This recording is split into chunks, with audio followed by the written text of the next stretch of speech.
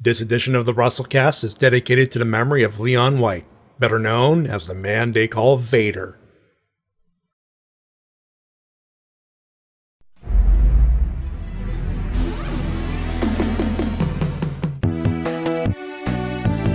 This is a presentation of RVT Entertainment.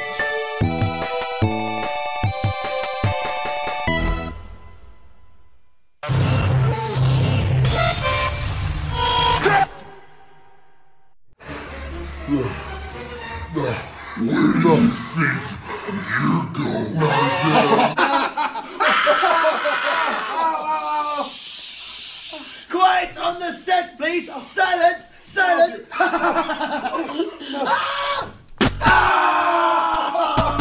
I knew you'd come. I'm not finished with you! I am the cream, the cream of the crop. Ladies and gentlemen, this is your main event of the evening. Because we don't just set the bar, we are the bar! Hey, hi, hello, ladies and gentlemen, and welcome to the Wrestle-Cast, presented live by RVT Entertainment on twitch.tv/RVT Entertainment. And wherever else we find this fine audio recording, we talk about professional wrestling, both in the mainstream and the independent scene. My name is Matty Jay. That's TWK. You never see it coming! You ain't wrong. We did not see the week coming. Not at all. Say your spiel there, bud. Hello, ladies and gentlemen. I'm TWK of TWK Reviews, and I just recently finished playing Persona 5. Aha. Aha. Makes sense. Makes sense. Anyway, we're not alone. Us and T-Dub is, I guess you could say, recovering from Persona 5. Hey, Bio got the reference. Aha. Fair enough, fair enough. Well, one of us is pissed off, I guess. Anyway, so I'm Matty, that's T-Dub, and if you looked in the social media portion of your screen right now, ladies and gentlemen, we got two people who are joining us. Not just one, but two people. Because it's that kind of a show. We're going to introduce them in the order that they asked to be on, including the gentleman who just recently left us hanging in the TRPG show on Wednesdays. I'm only kidding. Ladies and gentlemen, Mikshel. Hello, everybody. Phasmode's back in the house again. Well, at least you got this day off. Yeah. I'd rather have Today a Friday tomorrow. off than a Wednesday off. I don't know. One more. And because and just because we didn't have enough Houston love in the stream tonight. Oh no, we didn't have enough, ladies and gentlemen. We needed someone else in this, and considering what's happening this next weekend, and of course, I mean, there's so much shit to talk about it tonight anyway. Ladies and gentlemen, the Wrestle-Cast's resident game expert, especially in the fighting game department, Shin Tiger Curl. Hi guys, it's me, Shin Tiger Curl. Give me Ellsworth. Wait a minute. I don't think that's Shintire Curl. No, that's James Ellsworth again. Yeah. No, I'm Shin Tiger Curl. Can't you He tell? even winks like James Ellsworth. I'm not James Don! Ellsworth. Pete Don! Hold on. Get in Hold on. I got there! proof. There's one way to prove this. All right. Hey. All right. What do you prefer? Whataburger or Wendy's? Ooh. I like Whataburger. It's better than all the other burgers. They don't leave. They leave me alone. Hold on. Okay.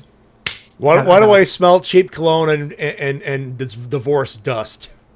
What are you talking about? I'm Shin Tiger Curl. Can't you tell by my straw hat? See, I'm black too.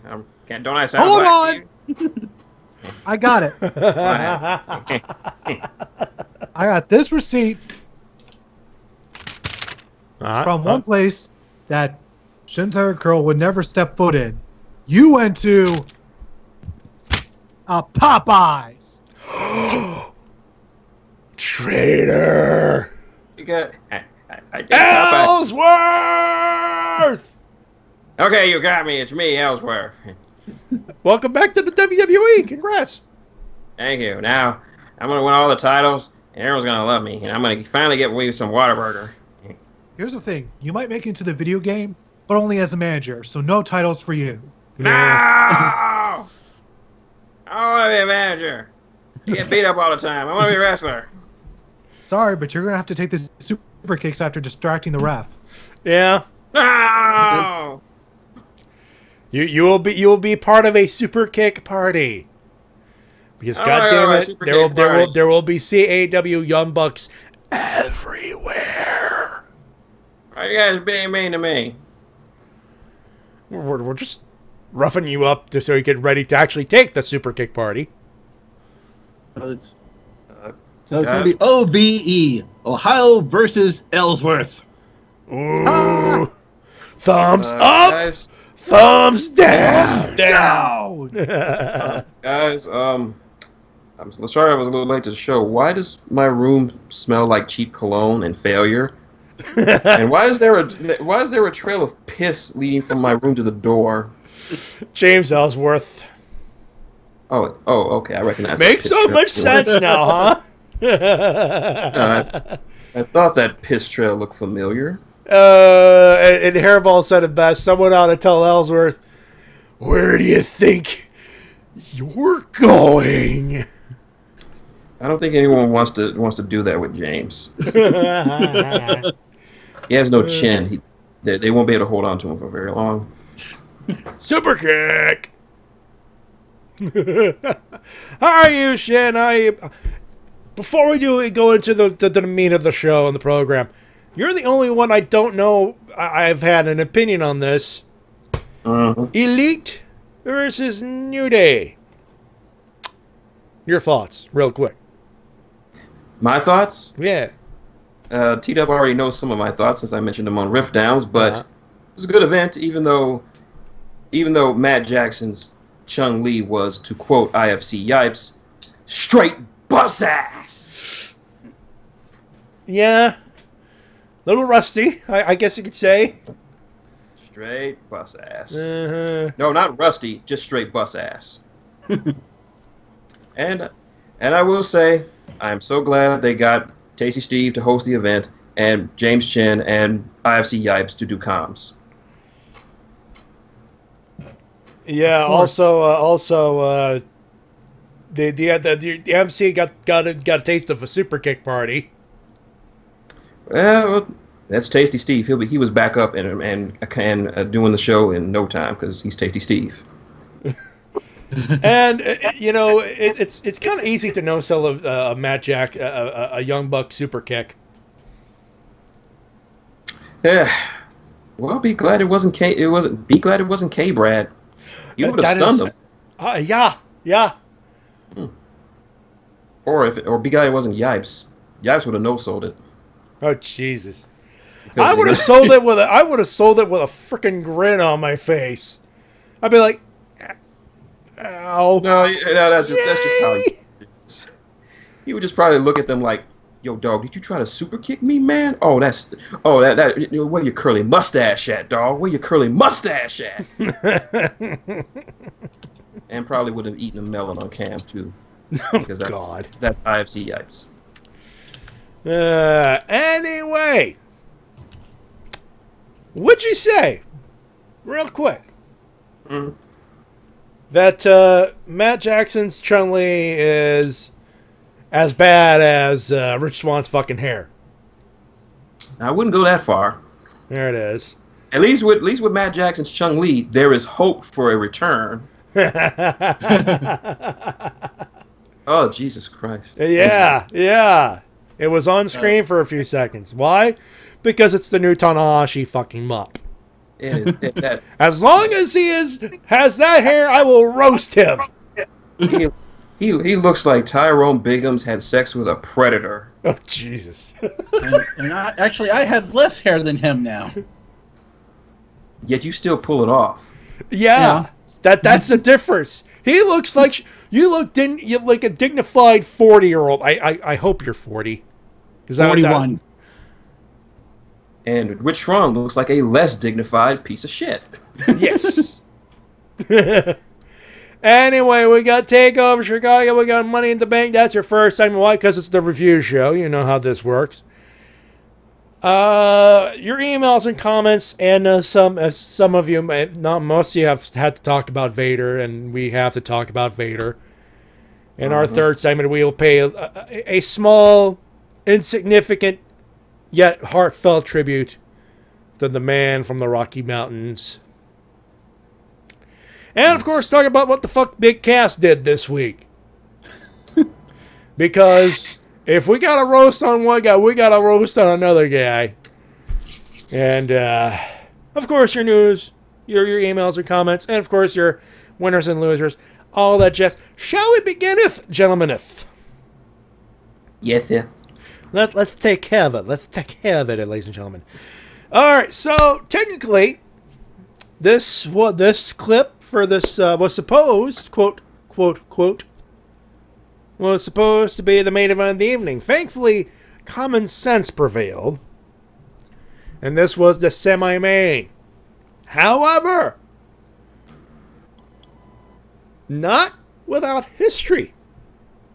There was a little bit of history made during that semi-main, and it featured Nia Jax and a rowdy Ronda Rousey and a briefcase to the head. Take a listen. And Ronda again, go behind. Oh, that was almost a rock bottom. A modified rock bottom. I'm in disbelief right now. Going for the armbar. Nia got the grasp locked again, just in the nick of time. And Nia Jax has got her hands locked. Ronda is prying at the champion's arm. Ronda trying to break this grip here and lock in the armbar, which we've seen Nia Jax tap out to already. If she breaks it, it's over. Nia screaming, using all her power, all her strength, realizing that her championship could be slipping away. We are a fingertip away. Ronda. Wait a minute! Alexa Bliss! Miss Money in the Bank! Miss Money in the Bank! There's going to be a disqualification in this match. The match is over, but Bliss with the contract. Where in the world? Rousey. Did Alexa Bliss come from? The Rousey-Nia Jax match is over. The official call for the bell. Bliss going after both Jax and Rousey with the briefcase. Rousey into the post. But Michael, the question is... And Bliss now with the briefcase in hand. Is she gonna do it? Is she gonna cash it in? What is Bliss gonna do?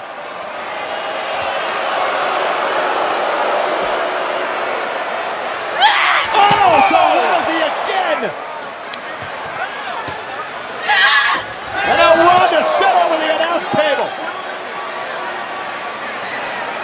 Alexa Bliss earlier tonight won the Money in the Bank contract. Now with the briefcase in hand, she's assaulting Rousey and the champion. And Bliss went right to the already injured arm of Nia Jax. The goddess looking to capitalize on the work of the baddest woman on the planet. Well, Bliss wants to make sure that... This is brilliant! She's cashing in! She's cashing in! Ladies and gentlemen, Alexa Bliss is cashing in her Money in the Briefcase contract. And now Bliss with a championship opportunity against her former best friend and the woman who beat her for the title. And the champion has one good arm. Bliss right to the leg. DDT to Jax. 5 feet of fury is furious.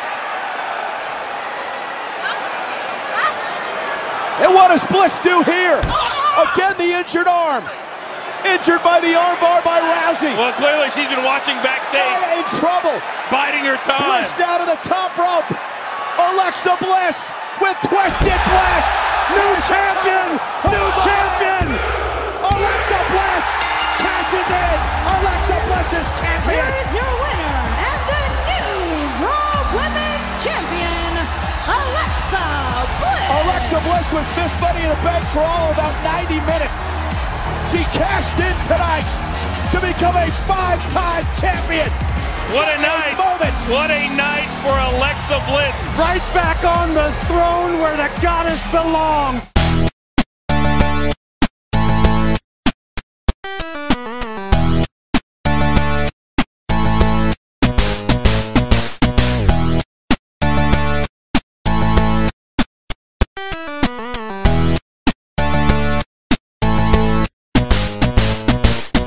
Alexa Bliss, and the off chance you're listening to this program, Back in Black is for you.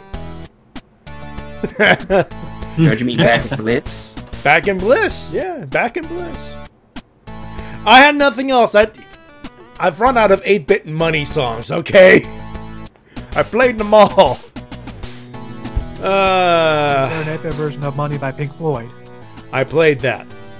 Money for Nothing, played that. For the Love of Money by the OJs? Fuck that song. Not because of the OJs, but for exactly who you think it is. And who do I think it is? Well, let's put it this way. Let me quote Robert De Niro at the Tonys. Fuck Donald Trump. How about... Too legit to quit? Nah. Ooh, Dirty Deeds. AC/DC songs are quite hard to find in 8-bit format, actually, Bio. Nevertheless, let's get to the good stuff. NXT TakeOver Chicago numero dos. And for those wondering about the clip, if it sounded cut off awkwardly, there's no way to cut off Jonathan Coachman's shitty commentary that night. But we'll get to him. We'll get to him, motherfuckers. NXT TakeOver Chicago 2. This is the second time they've done a takeover in Chicago. All State Arena, Rosemont, Illinois, USA. Not the Sears Center, which is sold out. Vinny. The commentary: Vic Joseph, Nigel McGuinness, Percy Watson. Before we get into the card, what did I say about Vic Joseph doing a good job? Yeah, he was quite decent. He was very good. Mm-hmm. Yeah. And for those trying to, so what about this one? What about the 8-bit versions, guys? Come on, I got to keep a gimmick here. Moving right along. Mm-hmm. And during the pre-show, Adam Cole, baby, had a great burn on what's his face with the jorts. That's about it. The card proper, they started with the Tag Team Championship. The Undisputed Era taking on Oney Lorcan and Danny Burch with Adam Cole, baby. 16 minutes even. The Undisputed Era retain in a wonderful opener, I might add. I came in on the middle of it due to having to help my dad with some stuff in the garage, but what I saw of it, I liked. I actually came in late as well, and I actually rewatched it because I've heard it was good, and guess what, folks? They weren't wrong. This was an absolute war. This was. Yeah.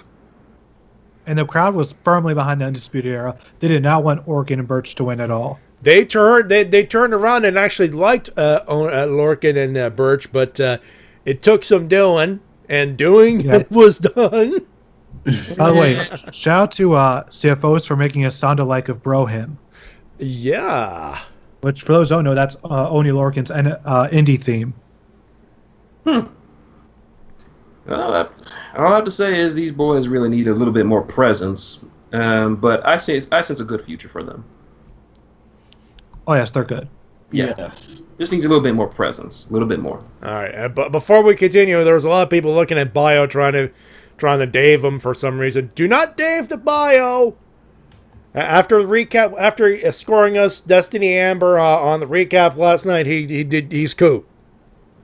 He is no longer Flip Gordon. There, I said. No, that's Mikshel. Oh, really now? No. Don't get any ideas. I'm not getting any ideas. Who do you take me for? I'll say no elderly abuse on this podcast. Come on, man. I just want to shake your hand. Ignore him, Mike. Ignore him. Moving on to match of the fucking weekend. Mm-hmm. As if we're surprised by that, by the way. Ricochet, Velveteen Dream Brother. They went 22-10. First off, Velveteen Dream Brother, Mania Jack dude. Along with some Prince Puma tights. Some Prince Puma inspired tights. And the red and yellow, just in case you wanted to do more parody in there, brother. Looking as sly and fly as always, and Ricochet with all the flippy bippy. This was a fun. Speaking of fun, this was a fun match. This was a gorgeous match. This was a feast for the eyes and yes. the ears. Just an auditory orgy of wrestling goodness. Because if you don't believe that the Velveteen Dream is the future of the WWE, then turn on your wrestling fan card. All he needs is a little bit more mic time. Just a little bit more. To rough out the one or two kinks he's got left in that mic game, and he is the future. Yep.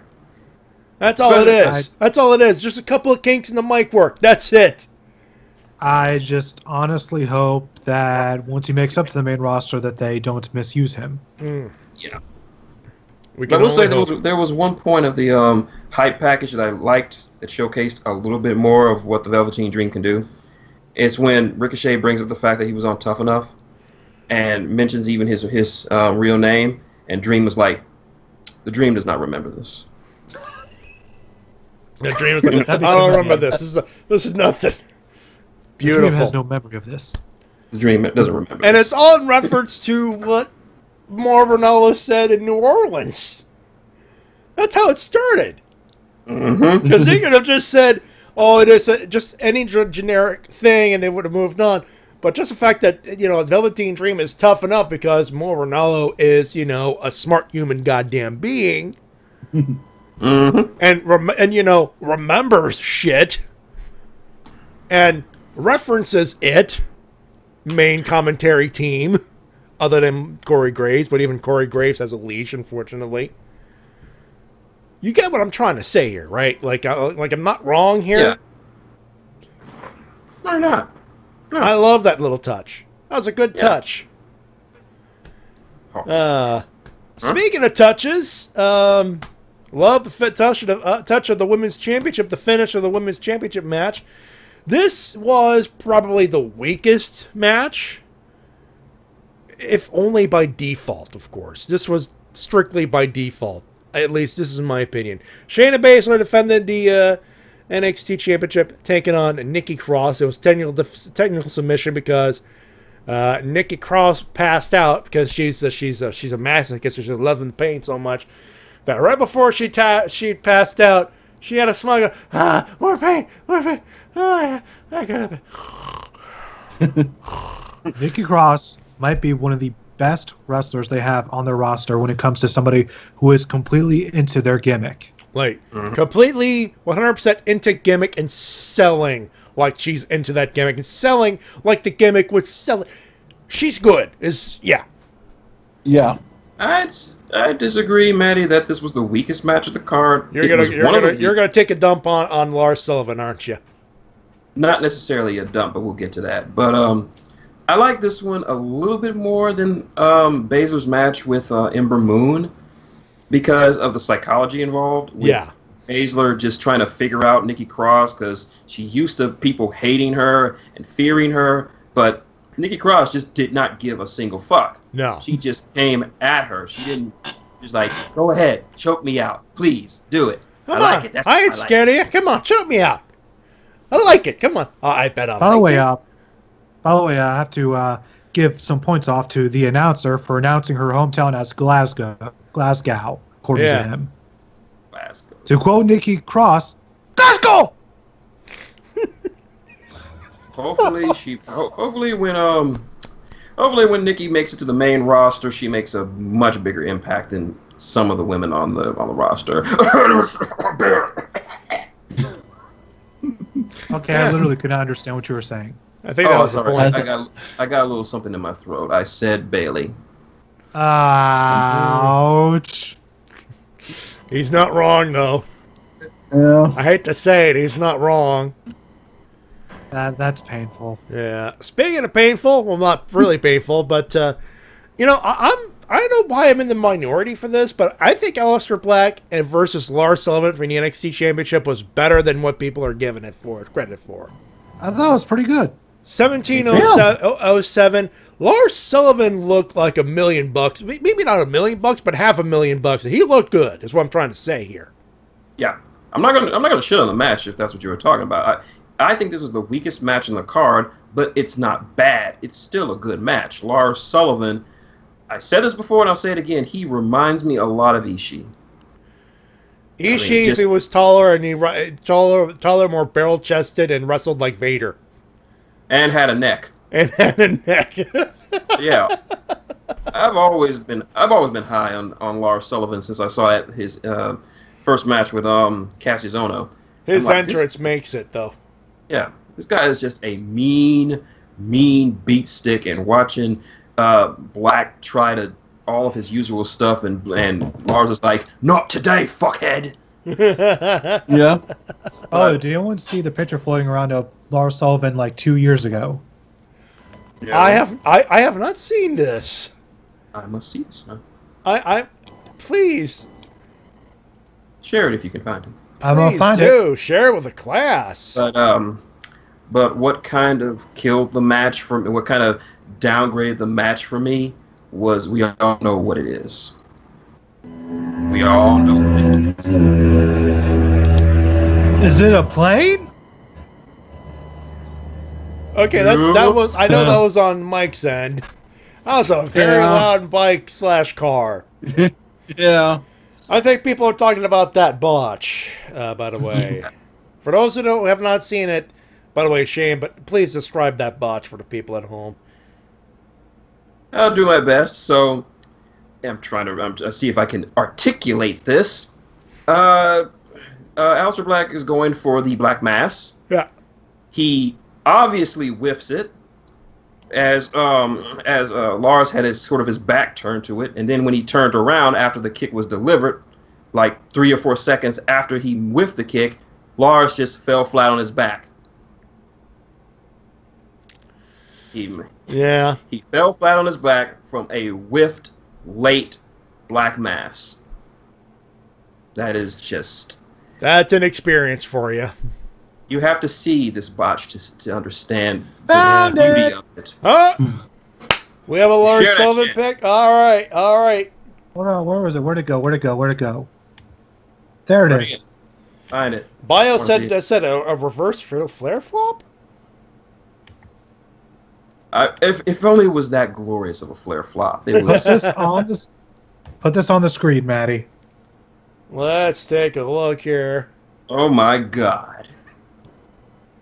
This is 25th. Oh my God. Oh my God. Oh God. What? He looks like a buffer Hank Hill. Oh my!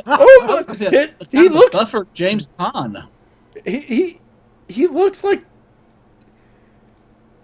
like a younger Jaws from the Bond movies. Yeah. Yes. Courtesy take a look at this. Courtesy of Sean Ross Sapp of Fightful.com. There it is. Just look, wow. Put some glasses on him, and he'll be selling propane and propane accessories all the time.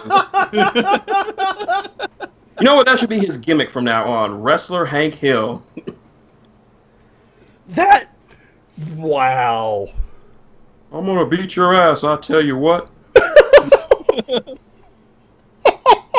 I'm a dealer of... That's a nice... Oh, God, Biohybrid. Luferino, what are you doing here? makes so much sense. Oh my god. I don't like fighting. I like wrestling. I don't like fighting. I love wrestling, but I don't like fighting. I love wrestling. I like to wrestle. I don't like fighting. I can't stop looking at that now. I hope you're ready, because when we get in that ring, I will be distributing some propane and propane accessories.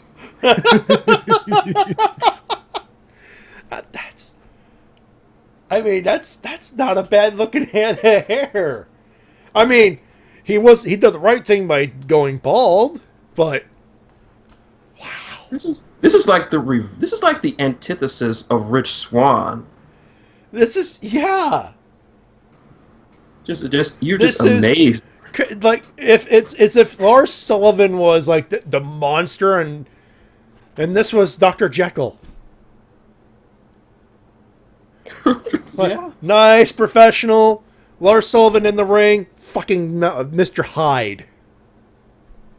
He looks like Bill Bixby who went to the gym and got real swole.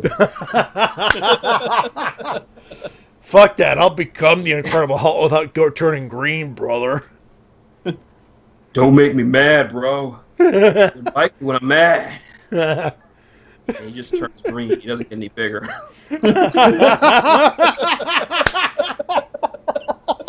Told you wouldn't like me when I'm mad, bro. Wait with a single weight in his hand. Do Hulk even lift, bro? Gotta lift, bro. Gotta get your burn on. Anyway, we got to do the main event of Chicago Street Fight, not a Hell in a Cell, boo. 35-29, Tommaso Ciampa over Johnny Gargano. Please, SummerSlam, Brooklyn, Hell in a Cell. It has to happen.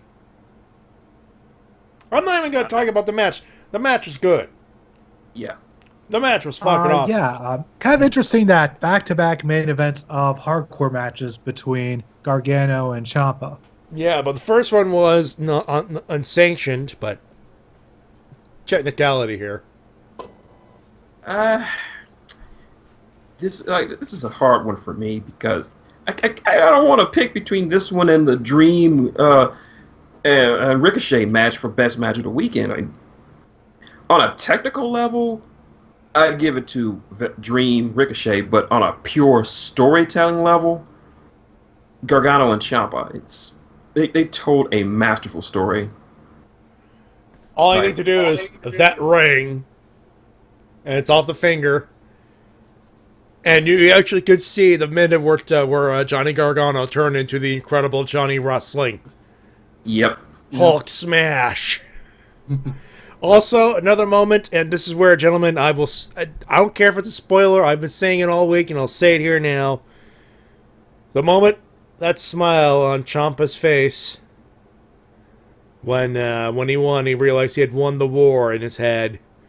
He starts walking back. He's got boo me all you want. I fucking won.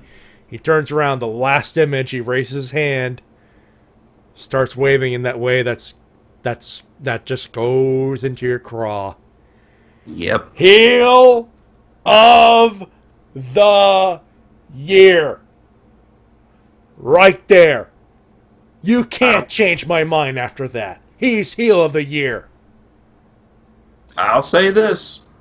If there was any match in the WWE that could compare to Okada Omega 4, it's Ciampa versus Gargano street fight. Yeah. It's probably the best that the WWE will be able to put on ever in comparison to Okada versus Omega 4. And it's purely in terms of storytelling. I just have one nitpick with this match, though. Sure. The handcuffs. The ref was there. Okay, I can understand the ref there. Ciampa's in the ring out. Ref's looking over Ciampa, of course, trying to get the handcuffs off him. If he just left one cuff undone, I'd been fine with that. But no. He uncuffed him from his hands behind his back, recuffed him in front of him just so Ciampa could DDT Gargano onto the wood. I did not see that. Yeah, but he was fully handcuffed again. I thought he just looped his hands under his legs and got out like that. Huh. That's kind of weird. It's weird. It's the one weird bit of continuity. I know the referee did the uncuffing, because at this point they were just selling the fact that they just wanted Ciampa out of there. Like, the match is off. Forget it. He's hurt. Let's get him out of here. But I would have been fine if it was just one cuff off of him when he did this. But no, he was recuffed again. That's kind of weird. I know, minor pick on it, but I think that for me, that's what's keeping me from giving it more than putting it over the New Orleans match. It's just from a catharsis level. Their first one this year was way better. Just my opinion. And by the way, we're all on the same page. Matt is just sucking WWE's dick over this. 5-star this, 5-star this is better than Okada Omega, blah blah blah. Oh my god. I appeared on his CM Punk's CM Jew's reviews. I believe it's coming up this weekend. But yeah. He gave Money in the Bank 5 out of 5. As good as this match was, it was not better than Omega Okada for me personally. No, it can't be. Hell no. T-Dub, I can tell you right now, he's going to fight us on that. Of course he will, because he is himself. There's only one word to describe Bill Mattis over this. There's only one word to describe Mattis over this.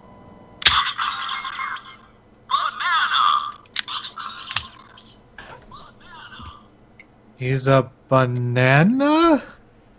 Yeah, he's bananas.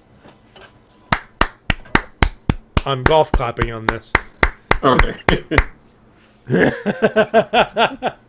I'll put it to you like this: Okada Omega was a great wrestling match. Ciampa versus Gargano was a great street fight. That's a good way to put it, actually. Yeah. This one, I'm giving a solid 4. This whole period. I don't know about you guys. I'll give it. Yeah, I'll give it a 4 as well. 4. Give it a 4. Yeah, give it a 4 as well. Because I think I overheard you and Shin Tiger Curl. Give it a 4.2. That's fairly accurate. Accurate.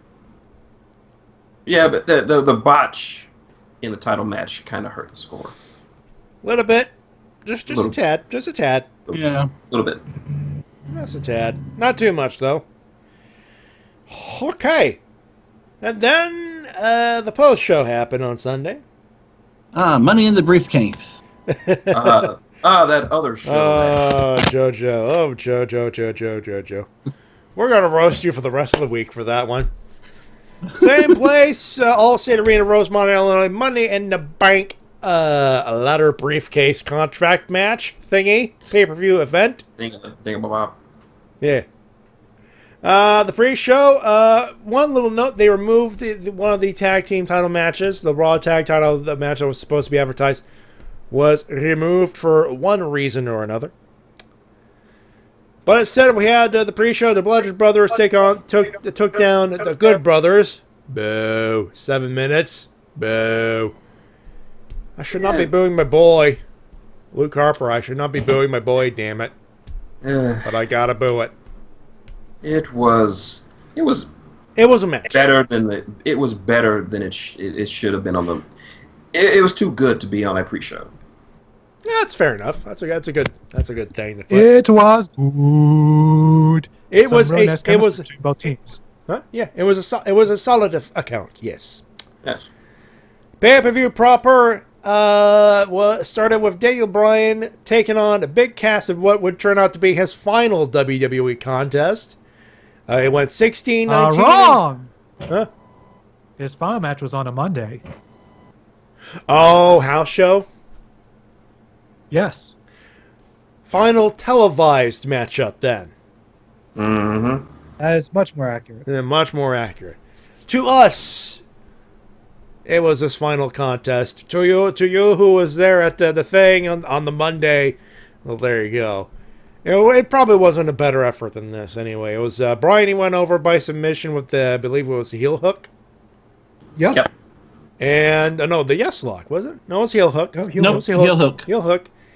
16-19. This was better than the last one they had, actually. My opinion, this was probably this is without a doubt Big Cass's best singles match. Yeah, bar none. Yeah. I'm glad to see that Cass decided to go out when he was on top. I mean, if you have to go out the way you did, you can at least say, you know what, my last match that was ever documented by WWE was with Daniel Bryan, and it was a good one. There is silver lining here. At least Big Cass can say, "Hey, I wrestled and got beat by a Grand Slam champion. That at least is better than how Enzo went out." That is very true. That is very fucking true. Also, we got to do the running gags. Big ass. Actually, no. Thanks to this Sunday, it's a bye ass. They removed the G as well. All part of my plan. I didn't know G Willikers, son. I did not know Big Colin Cassidy was bisexual. That's all I got on this one. Everyone else had made their jokes about it. I'm like, this is the one thing I got, folks. This is my contribution. Do what you will with it. And it was certainly better than the last effort from Sami Zayn for 2018. He took on Bobby Lashley in 6:35. I don't know how else to call it, boys. That was a 6:35 squash. And out of respect for one of my guys. Yep, apparently, this was the last straw for Sammy's rotator cuffs. We'll discuss this in the third seg, but yeah, considering the state of his health. Stop trying to get the suplex over as a finisher. It doesn't work. He had a perfectly fine spear that he used on Monday. Better spear than Roman. Fucking A right, it's better than Roman's. But yeah, this was a bad match to a terrible feud. And considering the level of talent, I mean, with the context of the injuries with Sami Zayn, it kind of makes sense why it wasn't as good. But knowing the talent in the ring, this was far worse than it should have been. Because and not to say anything bad about Sami or Bobby. No. They are both amazing athletes. Mm-hmm. The problem is this feud was just bad from top to bottom. It made no sense. Lord knows they tried. They both put their darndest to make sense of this shit, but what the fuck was an obstacle course doing there? Your guess is as good as mine. You see, Shin, the whole point of this thing was to fuck over two world-class talents because they got over in other companies. I don't know. That's yeah. This that segment was so bad. I walked into my mother's room and asked her if I was having a stroke at that moment. Oh God. I was happy to have an alcoholic beverage at that particular point in time. I will say that much. I will say this. I will take the obstacle course over Lashley's sisters. You know what? The Fez has a point. That fucking promo, God damn, there's a few in there. That promo was this year's Bailey, This Is Your Life. Whew. No. What about the three sister amigos? No, I mean, that's what it is this year. Last year's worst promo segment was Bailey, This Is Your Life. Yeah. This year's worst promo segment was Bobby's sisters. The in-ring segment here, obviously. I think what we're trying to reference here. God damn it, I need another beverage. Okay. Yeah. moving right along. To be fair, Bobby and Sammy did have a good match, considering the limitations, but just no, not their best effort. And not to say Bobby's on the bigger and better things, but this was a bad filler feud. Put it that way. Yeah. So next up, Intercontinental Champion Seth Rollins retains over Elias and gentlemen in 17 minutes. This was Elias's best effort to date. Honestly, if they were going to drop the belt, have Seth drop the belt, I would have preferred it be at Money in the Bank as opposed to the next night to Dolph friggin' Ziggler. You know, they got the rematch next week. I will reserve judgment till after the rematch, because at this point I don't know what the fuck is going on there. But you know, the finish was like a roll up with the tights, full of tights from Seth Rollins, but at the same time, so there's shades of gray there. But the point I'm trying to make is Elias had a good match there. That was his best effort with Seth Rollins there. I will gladly tune in for another one of those matches on pay-per-view, please. Thank you. That's what I'm trying to say. I would be more than happy. At this point, I'm ready for a Elias title run. So you're saying that WWE now officially stands for Walk with Elias. Yes, indeed. Yes. Yeah. You know, I'm going to share this joke here because it's literally the only place I will allow myself to share this joke with. Last week, it was made official that Hasbro had officially completed the transaction. They were the owners of multiple properties, including the Power Ranger properties. And the first joke that went in my head was, well, this is it. This is the Hasbro era. So let me ask you one question. Who wants to walk with Hasbro? Not bad. Yeah, I share it here because it's a wrestling themed joke, and it's the only way they could get a chuckle, which is all it got. So there you go. I will welcome our new plastic overlords. Hey, they're planning more movies. I am not opposed to that. Yep. On to the wrestling part. Speaking of the wrestling part, the first of two Money in the Bank ladder matches. They went with the ladies first this time, 1830. Becky Lynch, Charlotte Flair, Ember Moon, Lana, Naomi, Natalya, Sasha Banks, and Alexa Bliss.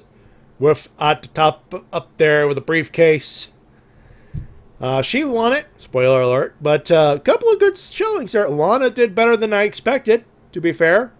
Yeah. Lana did good. Ember Moon. Goddamn. Yeah. Sasha Banks. Bumping like a mouse. Charlotte Flair. Becky Lynch, the most over person in the match. Mm-hmm. And, of course, they don't go with the person that's most over. They go with the heel. And it's the heel that I wanted to win the least. You know what? Considering the booking of the semi-main, it makes a little bit more sense now. But at the time, I was scratching my head. I was scratching my head a little bit. I just feel so been there, done that with her at this point, because she's been in the women's title scene since like December 2016. Yeah. And actually, the way that the matchup leads up to looking at the participants, she is the only heel. Yeah. Like my theory on this, Mike, you probably heard it from last week, was put it on Sasha, slowly turn her heel. Now, obviously, they turned her heel. They went with the Bayley Sasha split on Monday, but the slow burn to the true boss heel that we know and love from NXT, or love to hate in this case. I was like, that would have been perfect. Money in the Bank would have been perfect to help expedite that heel turn, I guess you could say. But no, they went with Alexa Bliss. To be continued. Insert yeses roundabout in there if you're a JoJo Bizarre Adventure fans. Roundabout. Don't do it, T-Dub. Don't try to air bass roundabout. Your hands will explode. No, it is impossible to air guitar or air bass roundabout. It's you'll have instant carpal tunnel. Your hands will explode. Here's something that'll wink it, unfortunately. Roman Reigns taking on Jinder Mahal with Sunil Singh. They went 15-44. Mattis took a dump on the crowd for this one. I said it was a symptom of both the crowd just not giving a fuck and the company not giving a fuck.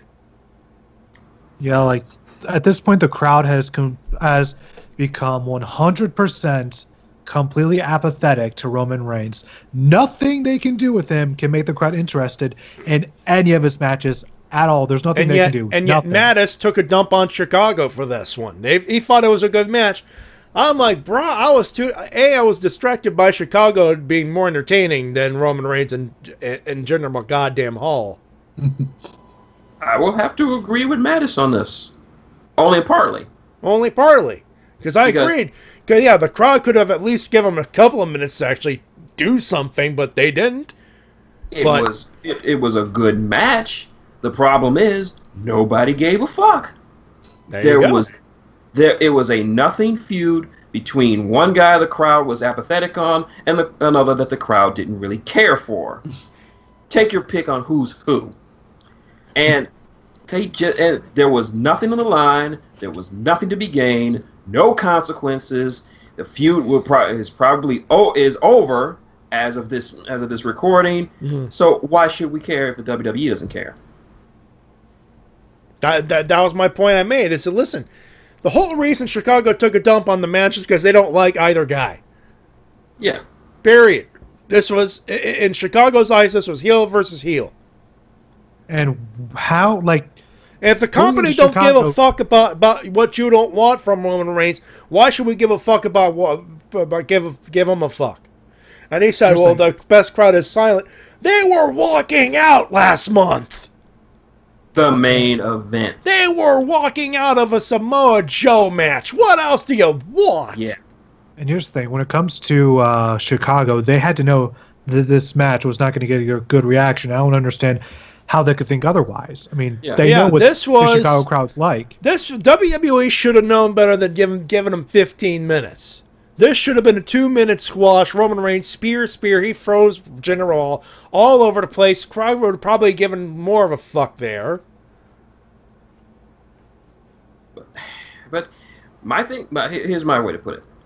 Like, remember all those years ago when Seth faced Finn for the Universal title for the first time? Jam belt. Yeah, that crowd, this is where I can agree with most of the wrestling pundits, where the crowd could have just shut the fuck up and enjoyed the matchup for what it was.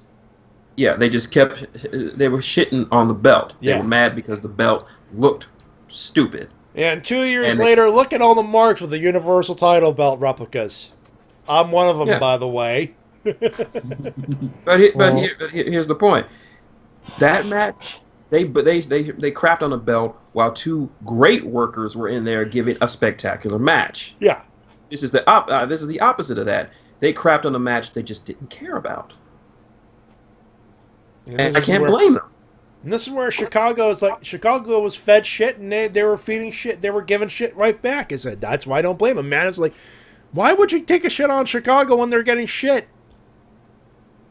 Think about it like this. Just 24 hours before, they witnessed Ricochet versus the Velveteen Dream. Yeah.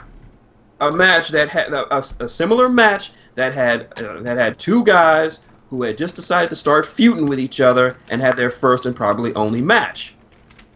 And it was great because they cared about those two wrestlers. This one is completely different. They were used to getting fed Whataburger, and the WWE was feeding them that night some fucking McDonald's. Now, don't get us wrong. McDonald's is good, but after you've had the taste of the good shit. Yeah. We had Whataburger last night, and you're giving us Big Macs? No. So bottom line, I don't care how good the match was. I can kind of see where Mattis was coming from, but I can also see where you're coming from, Matty. I'm just saying. That's all I'm saying. I'm just saying. I believe it. Yeah. Yep. Oh, there it is. I lost my ring for a second. So I'm playing a lot around with it. My Triforce ring. Because I'm a Legend of Zelda mark. Anyway. Next up, in the death slot, unfortunately. Well, not the death slot, but the in-between match, I guess you could say. The SmackDown Women's Championship, Carmella took on Asuka. Carmella defeated Asuka thanks to... of all people... James Ellsworth. Say his full name. James fuck you Ellsworth? No, his full government name. James Pimp Daddy Ellsworth. That can't be. Is that his actual government name, or is that just a promo and you're just running with it? As far as I can tell, that is his full name, according to my minimal research. You could have just said the answer is yes and moved on. You know that, right? But then I wouldn't be me. Fair enough. This was an okay match. Carmella was great as a heel. Asuka was Asuka. Showing improvements. Yeah. Although I don't agree with Asuka losing. Here's one of my problems with WWE is that they always just don't know how to strike with the iron's hot. This was... I agree the match was good. Not one of Asuka's best, considering the type of match I mean, compared to the matches she's had so far this year, this is not on top. But also, Reverend, he's got a beer stash. Don't blame him. Don't get too drunk. We still got a show to. We still got more show. Yeah. Like Brian Zane said in his review of the show, this makes Asuka look like a fucking idiot. Yeah. Because she stood there for like God knows how long, just gaping at Ellsworth, not doing anything, just standing there gaping like she was a baby, and Ellsworth was dangling keys in front of her, like dingly dingly dingly dingly dingly. So while it is, hold on, wait a minute. We're gonna do it right. God damn it! You mean? Hold on, I can't hear you here. Let me put on my headphones back on here. Because we gotta do it. If we're gonna, aha! I hear it already. You mean like this? Yes, come on. What is that? Dingly keys. I don't know what they are. Now, Hairball, they didn't flat out ruin her yet. Oh, they just put some damage on her. Just some damage, just some more damage. I want to imagine it like this. After this match, she probably got a call from Minoru Suzuki. And he said he better... Listen, Asuka. Get your shit together. Or I come over there. Kill everyone.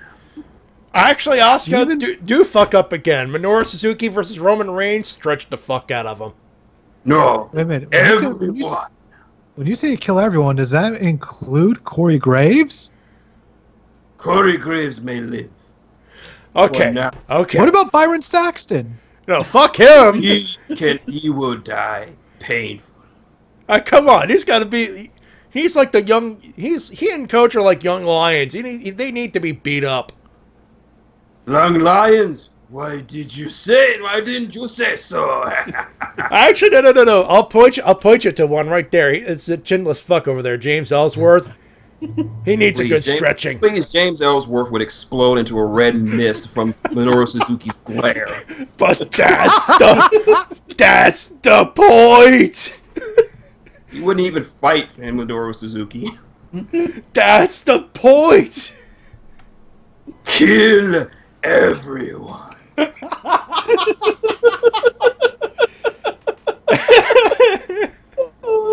Even the crowd, no witnesses. Oh, Jesus. What about Greg Hamilton? Only if he makes eye contact with me. Oh, Jesus. Kill everyone. Keep the cute Canadian blonde girl. She's married to Ambrose. Dean Ambrose. Yeah. She is very cute. She may live. Kill everyone. Well, we segue into the WWE title from that. Holy crap. Yes. I can't do that. I mean, hello. AJ Styles, Shinsuke Nakamura, they went 31-15. It was the last man standing. This was their best WWE effort. Yes, indeed. Yes. That was like, and let me rephrase that. Let me phrase it again. Best WWE effort, not overall effort, because most of their New Japan matches have their asses whipped. As far as I can tell, they only wrestled each other once in New Japan.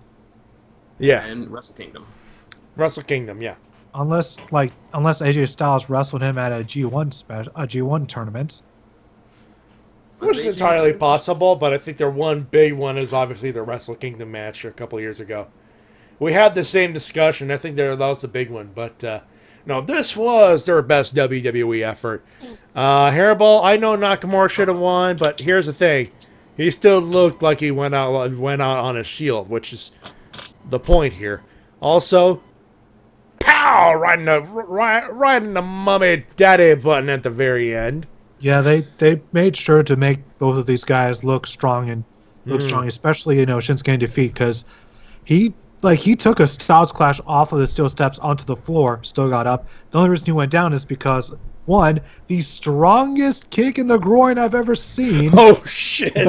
That kick was strong style. Holy shit. That one's quarter field goal. Boom! It's long. It's long. It's long. That left nut is out of the arena. And then AJ Styles did something I didn't even think was possible, and that's a phenomenal forearm all through a table. I mean, it looked awesome. It did, but it doesn't make sense. It doesn't make sense, but it looks awesome. It's not something I would have ever predicted. I would have thought, Styles Clash through a table, or like a powerbomb or a pile driver through a table, not a forearm off the top rope. I honestly thought the Styles Clash from the steps would have been it. Yeah, so did I. So when Shinsuke got up, I'm like, oh, fuck. This is just got a little unpredictable. And then, boing. Welcome to Dick Kick City, Shinsuke. Population, you. We're not going to dwell too much because we're already over time on this one. But and so Hairball, as far as mid-card titles go, Shinsuke spent quite a bit of his time as a mid-carder in New Japan. Yeah. Especially near the end. Yeah, near the end, he was the Intercontinental Champion in New Japan. And if you're wondering why it's so goddamn prestigious still now, he's the reason for it. Yep. Here's the thing about the mid-card in New Japan. You could be in the mid-card, still be like a big deal. And right now in WWE, they're trying to rebuild that. And they're doing that with people like Jeff Hardy, Seth Rollins, I guess Dolph Ziggler, and of course now Shinsuke Nakamura. I mean, if there's anyone that could hang in there in the mid card to reestablish a workhorse title, Dolph Ziggler's a workhorse. Technically, yeah. Just not an interesting workhorse.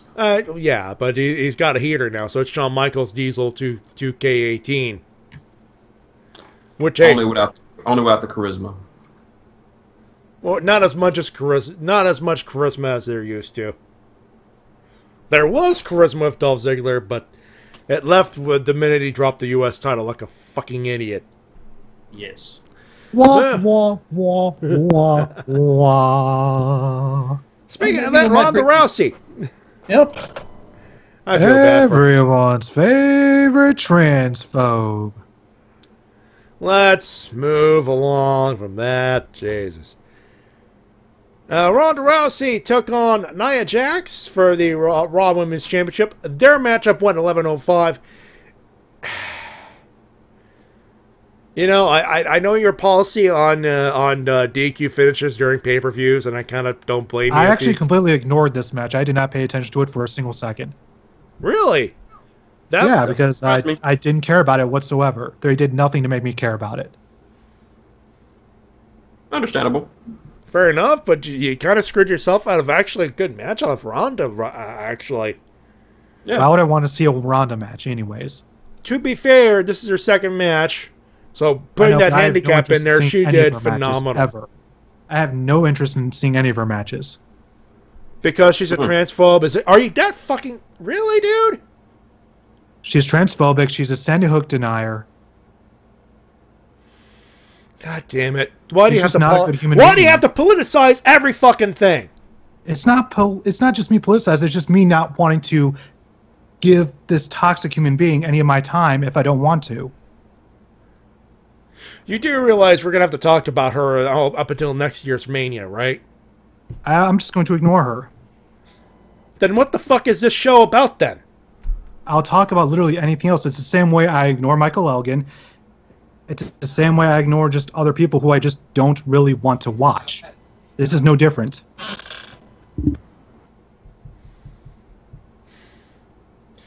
Like, I'm just trying to provide a professional, objective show, and you're just throwing politics in this. Well, if I don't like someone, why should I waste my time on them?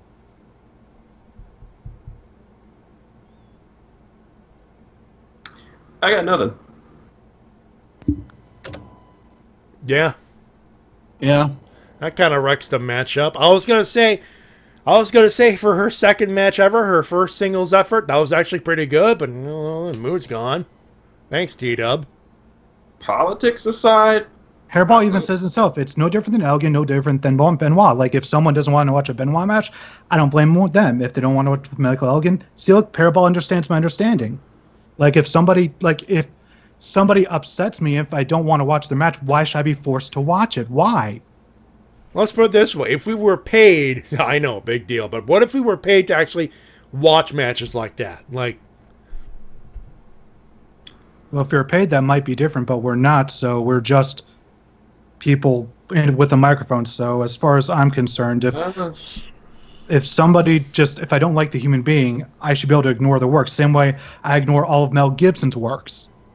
Same way I'm now, pretty much until I'm forced to, I ignore all of Hulk Hogan's works. And you also missed Alexa Bliss's cash in. No, I actually tuned in for that. I actually paid attention once she cashed in. Which I did not like. I actually thought it makes sense in the grand scheme of booking, because they wrote themselves into a corner with Ronda here. But there was a much better alternative.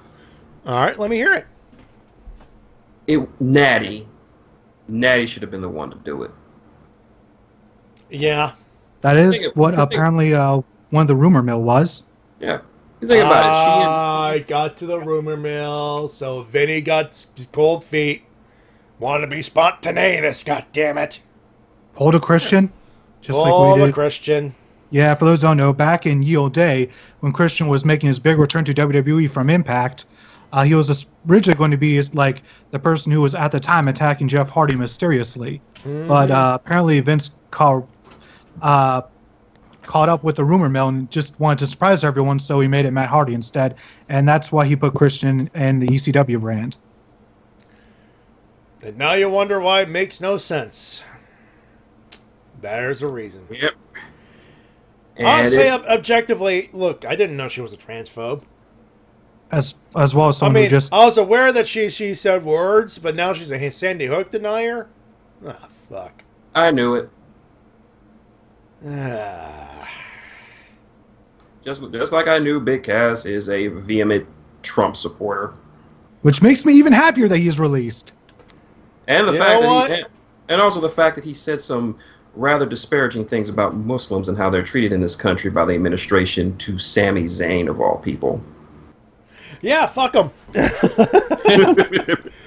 I was gonna be objective and everything else, but after hearing that, fuck him. You know, the sad part is, Tito, we're gonna have to try to talk about Ronda for the rest of the year now. Because the whole thing now is Ronda versus... You talk about Ronda as much as you want.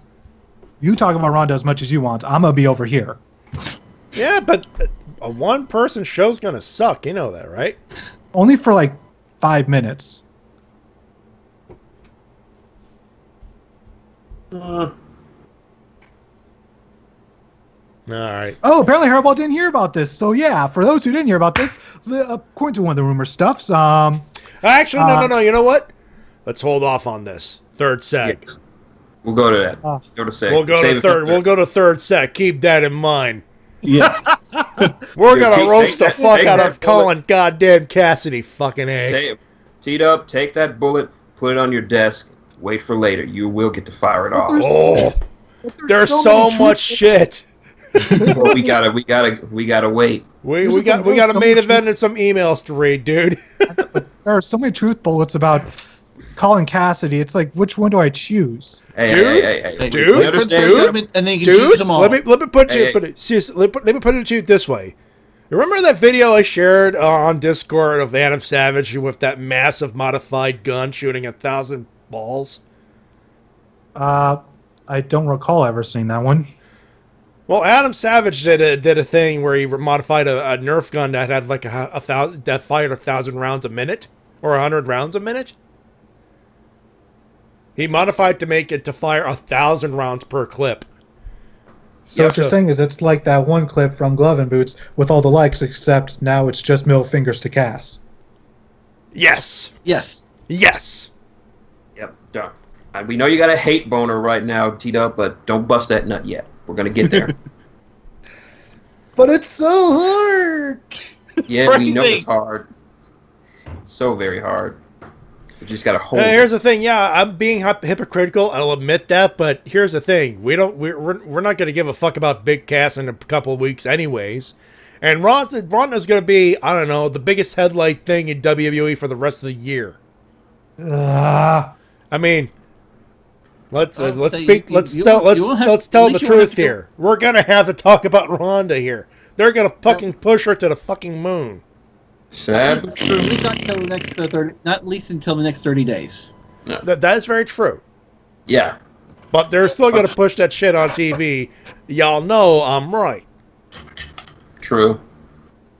I'm not gonna talk about Ronda Rousey, the garbage ass person, because obviously it's been proven she is a garbage person. But we still have to talk about Ronda Rousey, the quote WWE superstar. If I can ignore Michael Elgin, I'll find a way to ignore Ronda Rousey. Well, you do that, and we'll have to bring up Ronda every once in a while. We'll have to.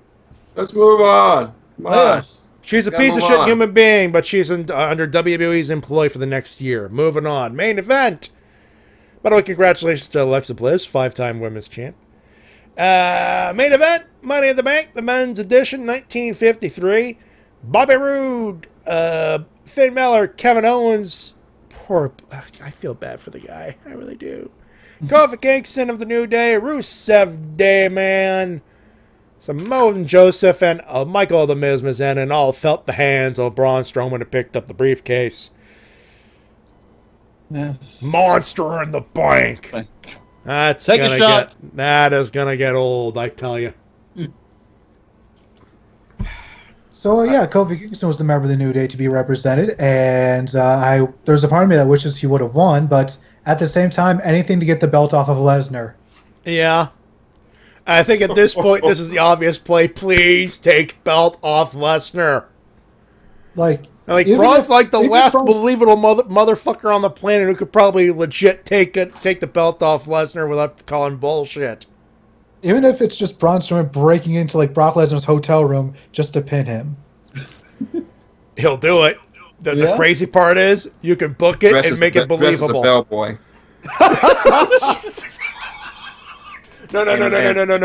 No. Dressed as the elf. You know, from the elf costume. Oh yes. I would say bellboy and just have Paul and Brock not even recognize him because he has the outfit on. It's just a buff bellboy. A buff bellboy who's eaten one too many Whataburgers. You know, housekeeping. Oh, thank you very much, Mr. Housekeeper. What's your tip? Oh, I don't know. No. The Universal title. Takes off his hat. Braun Strowman. Braun. Oh, Jesus Christ, LPH. God damn. Too far, man. Too far. Oh. Oh, no.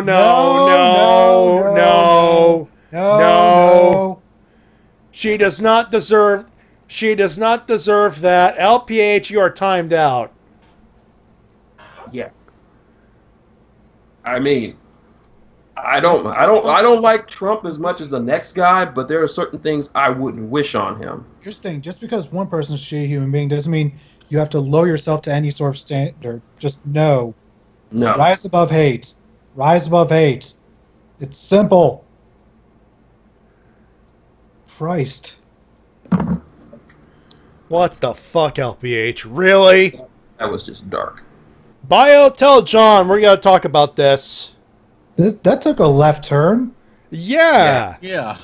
We're talking Hey, about look, Braun she's a Strowman garbage beating the human shit out being, of- and T-Dub's going to about run the Brock. gimmick that he does with Michael Elgin, and I'm going to dislike it, but I'm not going to disagree with it.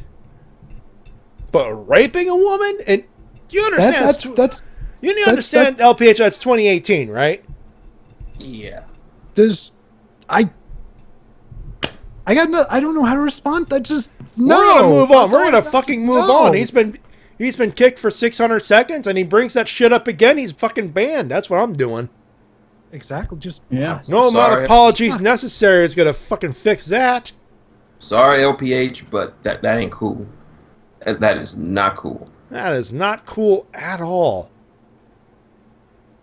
Anyway, so back to the back. We'll try to get back to it.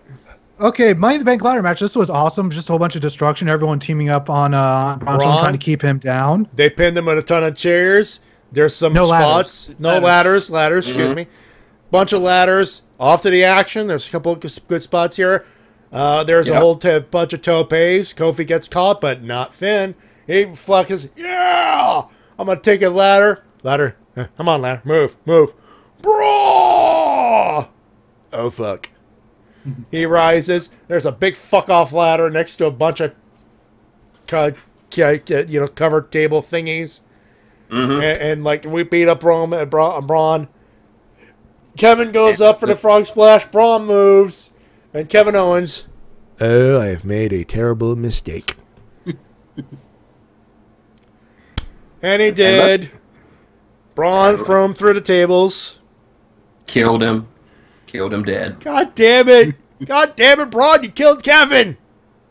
You bastard! Thank you, Mike. And don't forget that. Don't forget a little something. Samoa Joe tried to take Braun to a nice trip, a nice vacation. Yeah, nice little trip to Night Land. Yeah, a little bit.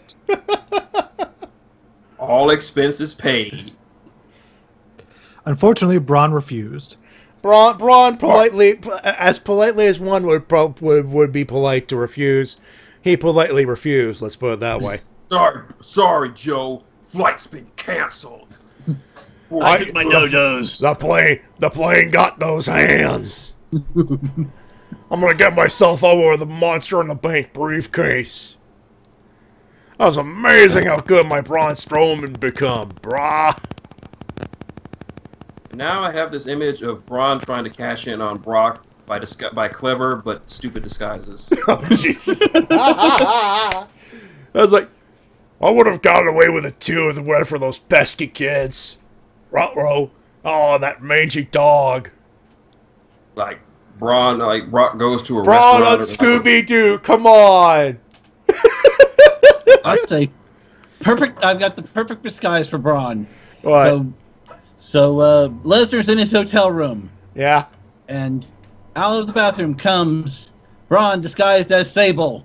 Oh, Jesus. Hey, sweetie. Hey, sweetie. And the only thing he's wearing is a blonde wig. Oh God! And the painted bikini. Oh God! No! No! Oh God! Oh honey, no! you're looking kind of.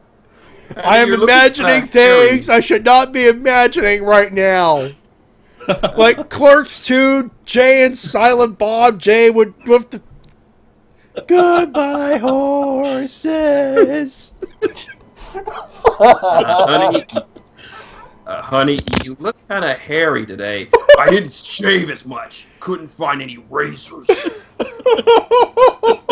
Now, why don't you come over here and give me a pound?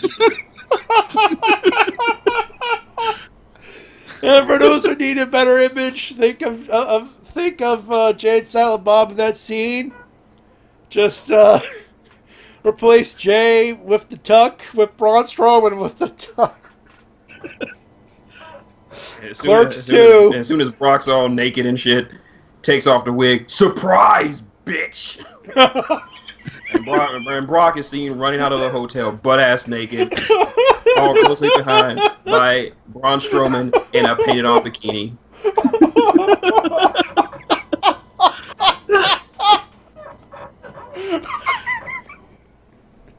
Oh God! And this has been another segment of Entire Girl Kills the Wrestle-Cast. No, we just got one of those great moments in Wrestle-Cast history right here. Have we mentioned this is episode 450, by the way? What a way to Then we need to end the show. Ring an anniversary. Maddie? I'm not ending the show with a 450 splash. There's no fucking way I can pull that. There's no way I can pull it off. You're the only guy that could probably pull the 450 anyways. I can't do any flips. I can't do flips either. Get your ass back here, Brock! I'm not finished with you! Oh God, now I have this image of Braun Strowman in Clerks 2 as Jay. Would you fuck me? I fuck me. Hard. Goodbye, horses. Now I have this image of Braun Strowman as Buffalo Bill from Silence of the Lambs. Oh Jesus Christ! Would you fuck me? I'd fuck me. I'd fuck me so hard. It takes the lotion on the skin, or it gets the brawn again. Puts the lotion on the skin, or it gets these hands again. Oh fuck! Let's just get to the rating. Jesus Christ! Mike, what do you give this? I'll give this about a 3.8 out of 5. That makes sense. Oh, Shin. Straight 3.5. Better show than I thought it was going to be, but still got shamed by TakeOver. A little bit. T-Dub. I give the show It's a tough one. It's a tough one if you remove the I'll give it a couple matches there. Let's see. I'll give the show a 3 out of 5. All right, that makes sense. I gave it a 3.5. I'm on Manus's podcast. I would have given it a 2.5 if not for the main event. That was actually really good. Yep. Main event was good. The last couple matches were good. All bullshit. All outside bullshit aside, Ronda, for her second match, I have to say, like, objectively, she's that crossbody. Good Lord. Yep. She is a lot better. She is great at selling. She sells like a boss. Not gonna lie, she is. I've heard that she's been doing good performances. I just personally like. Well, I can tell you she does have good performances. Yes. Here's the thing, I've reached the point in my life where I've just lost all tolerance for this kind of stuff. That's fair enough. Fair enough. Yeah. I wouldn't in your rights to do that. The people will go on my word. I'm just saying, you could ignore it, turn your back to it. I'm just going to sit there going, all right, what do you got? That's all I can do. Mm-hmm. Well, other than just saying it's finally, Jesus Christ. I will say this. 3.5 for the pay-per-view. This review of the show, 5 out of goddamn 5. Right, wait a minute. Hold on a second. You see, I'm Dave Meltzer, and you see, oh Jesus, yeah, here I we give go. You're doing less Dave Meltzer and more Jeff Goldblum. Yeah. Have you heard Dave Meltzer and his podcasts? Yes. True, but he's not as bad. I'd give it a 6.5 out of 5. You know, he needs more. Turn Dave Meltzer into Jeff Goldblum. What have we done? Oh, Jesus, it's time for your emails and comments of the week. You can send them at the Wrestle-Cast@gmail.com. And before I do, Bio, I got your message. 8-bit Dirty D's Thunder Cheap. I will take a listen to it later. Yay! I will verify for goodness, because it's got to have some drum beat and all that stuff in there. So, speaking of, we got to do a judgment call, boys, because he's first up. LPH is. And after what he said in the chat, I feel like we should skip this email. I'm sorry, LPH. I have to vote skip. Yeah. Still on punishment. Skip? Make a joke like that again, you're going to be talking to John, if you know what I mean. He did, however, pay tribute to Vader in his email, so he did dedicate his email to Vader. I will actually acknowledge that, but your email is skipped due to that. Next up, first up in email proper, D-Dub, you know it is.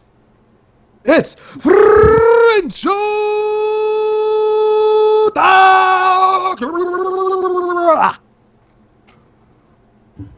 Very nice. Yes, I had to switch up a little bit. Yeah, a little bit. Hello, Wrestle-Casters. It is with sad news. I have heard of the loss of Leon White, a.k.a. Big Van Vader, this week due to heart failure. Pneumonia was one of the big causes, by the way. Mm-hmm. This week due to heart failure, despite having a short period in WB, I still remember him when he was managed by Jim Cornette. That again, he was way better in WCW and especially in Japan. That is a fact, by the way. Actually, Gibby sent me a Google Drive of just a massive All Japan library. His matches in All Japan, holy shit. They are nothing to his WCW shows. Fun fact, it became the inspiration for 2 video game characters. Alexander the Great from Saturday Night Slam Masters on arcade and Super NES. Great game, by the way. As well as Raiden from Fatal Fury / King of Fighters series. Still, it'll always be Vader time, and it's still bonkers to see a massive man like him doing a moonsault. Rest in peace, Ultimate Fighting Machine.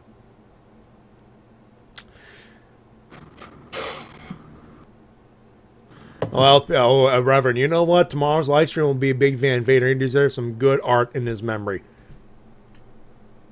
Hello, Grand Proxy. Nice. Welcome aboard. I don't remember seeing you around. Welcome aboard. Welcome to the madness. madness. Oh, that's Gabby. Hi, Gabby. Hey. Hey, Gabby. Hello, Gabby. Enjoy the rest of the She doesn't show. show very often. Yeah.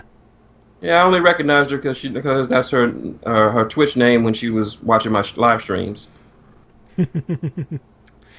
Let's dig into some two pay-per-views. NXT TakeOver. What else needs to be said about that? Was great, as always. Birch and Lurkin got ovations from Chicago with the awesome bout against O'Reilly and Roderick Strong. Velveteen Dream as Ricochet was awesome. Massive kudos to Dream with his first Hulk Hogan Prince Puma attire. Hey. We see where you were going with that Velveteen Dream. I'm sorry, Velveeta Dream. Thank you, Mildred, for that image. Velveeta Dream. Baszler versus Cross was great with that sick ending. Cross enjoying getting choked and going to sleep.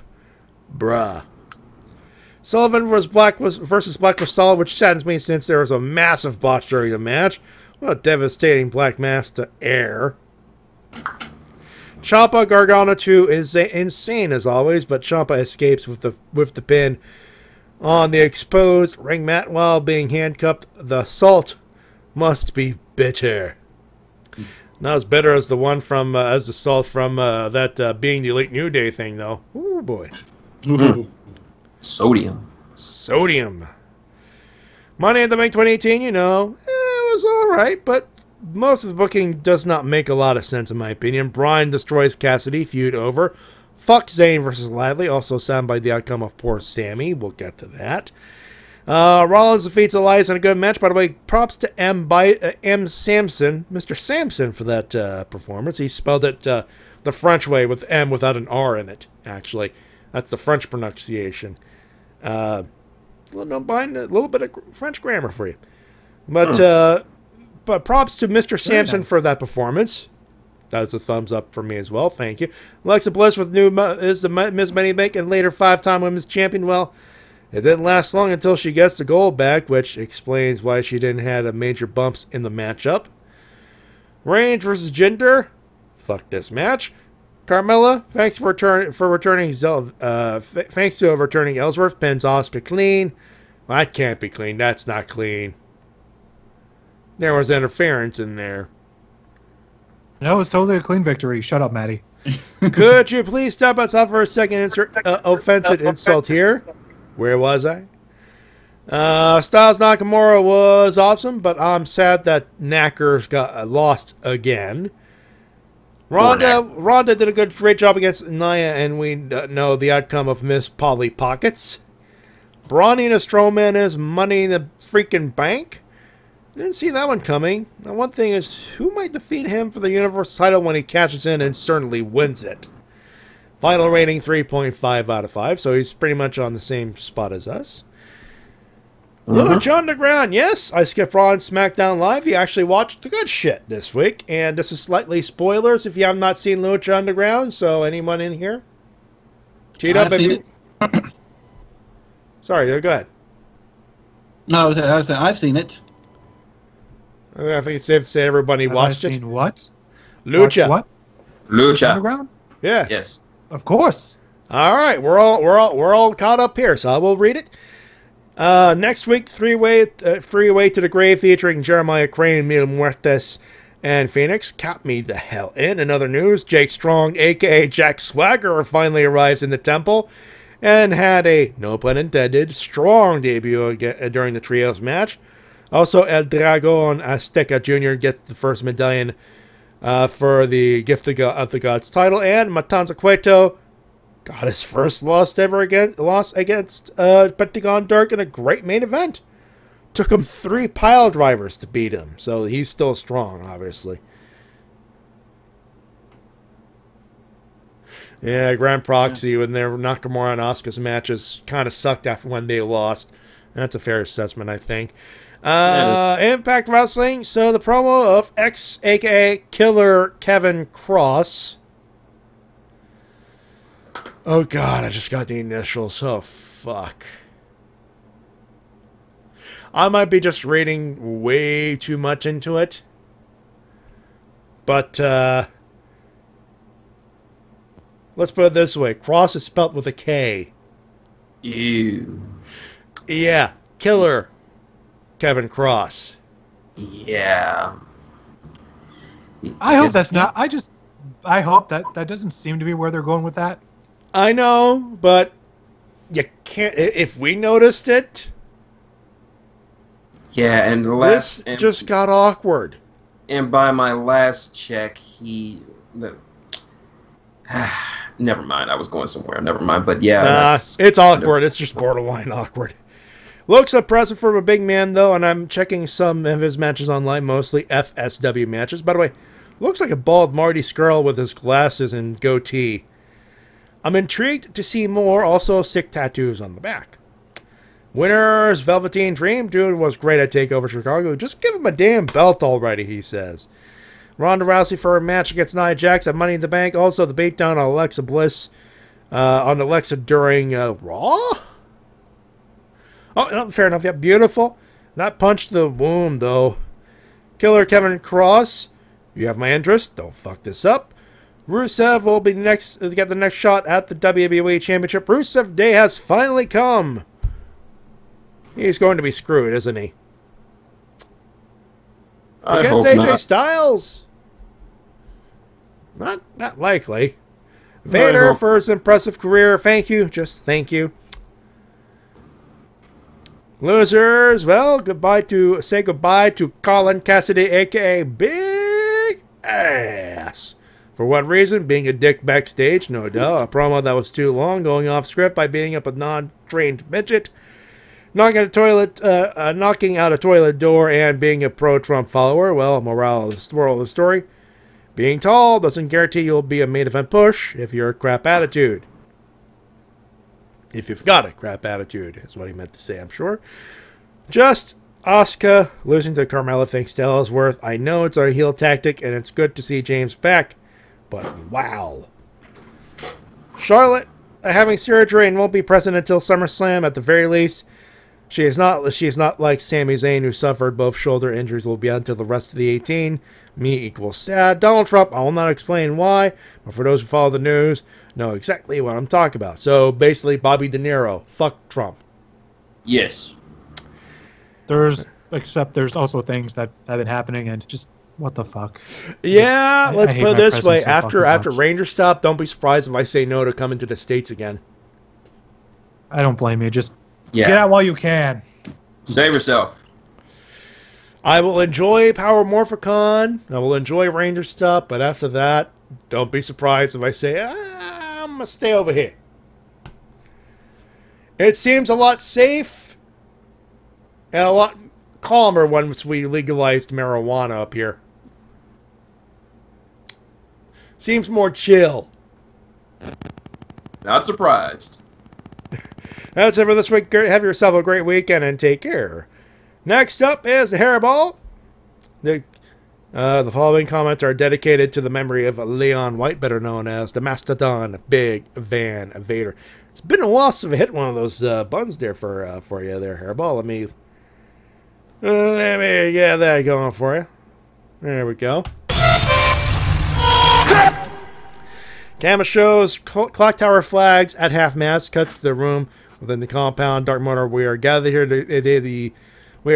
to honor the late great Leon White, known as Big Van Vader. Simply put, he was a Macedon to the truest sense of the word.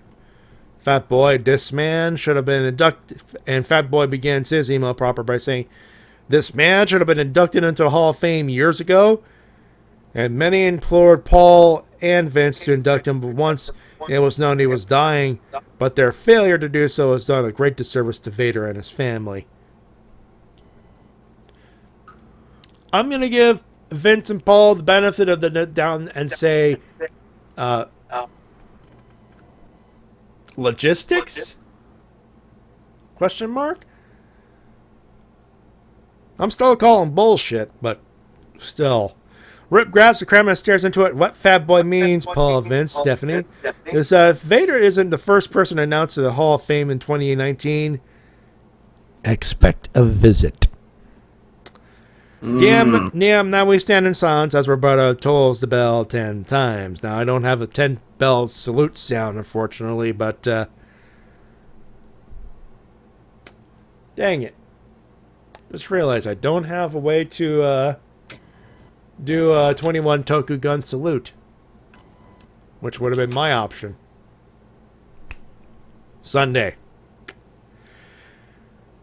Fat Boy. Okay, TakeOver was all the way fucking awesome. Nikki Cross is psycho as hell, and Jack can't teach that. Rip. I'll let that one slide, Fat Boy.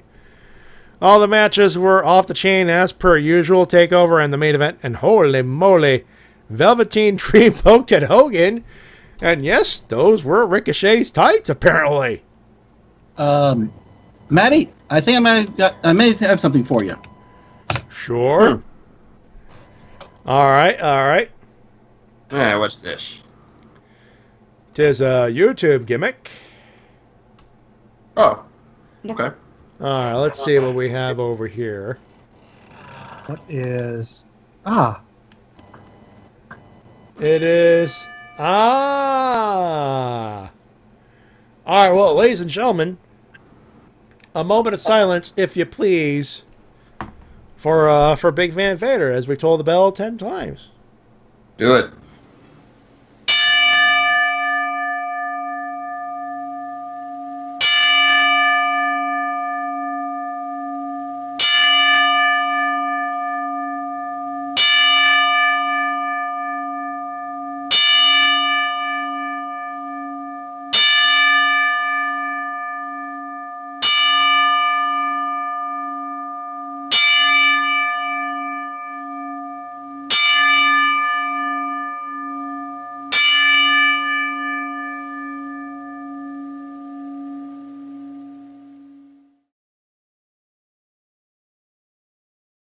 There you go. Mm. All right, thank you. Yep. All of the holy fucking shit. Okada v Omega 4. I got nothing to say, Corny. Got nothing to say. You got nothing to say, Corny? That's what I thought. So comes Money in the Bank. It wasn't hard till. It wasn't too bad up until SmackDown Women's title. Asuka is about to win. Well, hey Matty, do you have a shades button?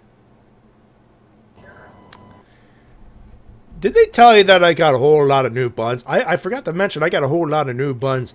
I think, if I remember correctly, you're mentioning this one right here.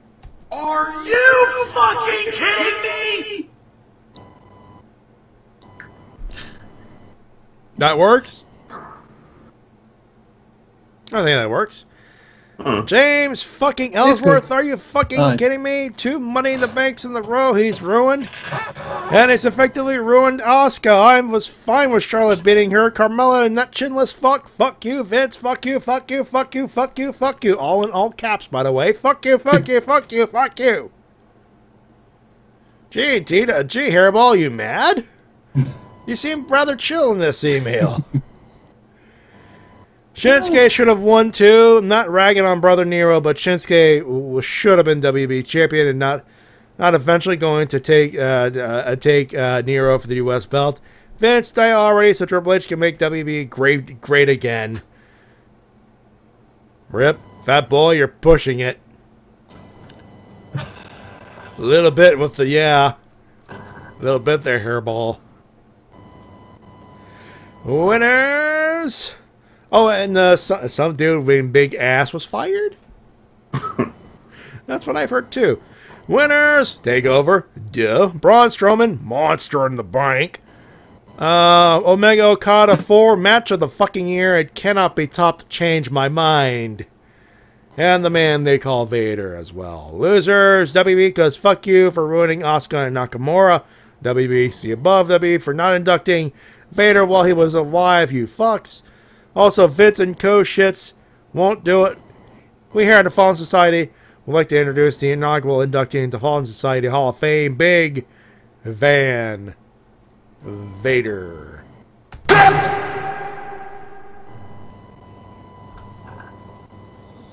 There you go. Gee, Hairball, you a little mad or something? A little bit. Little angry? Little salty on that one? Little salt on the fries? A little bit. A little bit. He's a little bit hater. He's a little bit. A little bit. Little bit of hate. A little bit of hate. A little bit of hate. A little bit. Just a little bit. Little bit of heat. Little bit of heat. Those are your emails and comments of the week. You can send them even in the chat. He goes, little bit. Little bit. Little bit. Those are your emails and comments of the week. You can send them at the Wrestle-Cast@gmail.com. Reverend, what do you think, Braun? What do you think Braun keeps in that briefcase? Hands, ham sandwiches, probably just a shitload of food. I mean, it's Braun Strowman. Big man's got to eat. Probably just a shitload of beef jerky. Picture of Brock Lesnar. Jesus. He keeps the Jacksons. He keeps Jack. Go ahead, Mike. He keeps the Jacksons for his best friend, the Sasquatch.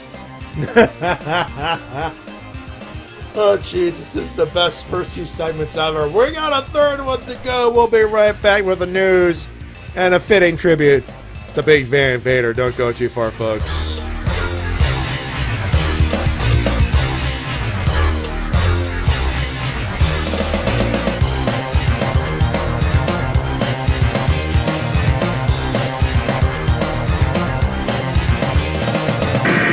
And now a word from our sponsors. World Series tickets. $5,000. My stereo, my TV, my car, my house. I give you anything. Go Red Sox! My motorcycle, my firstborn kid, anything. Seeing the Red Sox win the World Series, priceless. Shut up! There are some things money can't buy. For everything else, there's MasterCard. $5,000? Oh, crap, I wasn't serious! MasterCard congratulates the 2004 World Series champion Boston Red Sox and reminds their fans that we have them all on tape. All right, guys, that's everything. Let's roll. Get off! Honey! My baby! Honey, it's only fair. Come on. Come on, the Sox won the whole thing. No! Go Sox! Go Sox! Come on. My baby! Look, that's the way it is. I don't think I said that. Yes, you did, Mr. Lee. No. Yes. No. Yes, you said, and I quote, I'd give my left nut to have the Sox win the series. Yeah, that kind of does sound like me. MasterCard, proud new owner of 90% of New England. Ow! And 50% of Dennis Leary's nuts. You bastards. This is WMOB Mobile, 12 on your channel dial and 12 in the TV ratings. Ladies and gentlemen, Elias.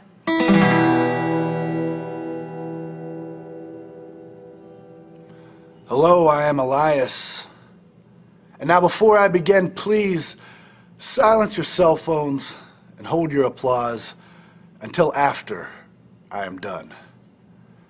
Because I have one question for everybody here. Who wants to count with Elias? 1, 2, 3, we walk and count along with me. You're absurd when you're hungry. Snickers satisfies.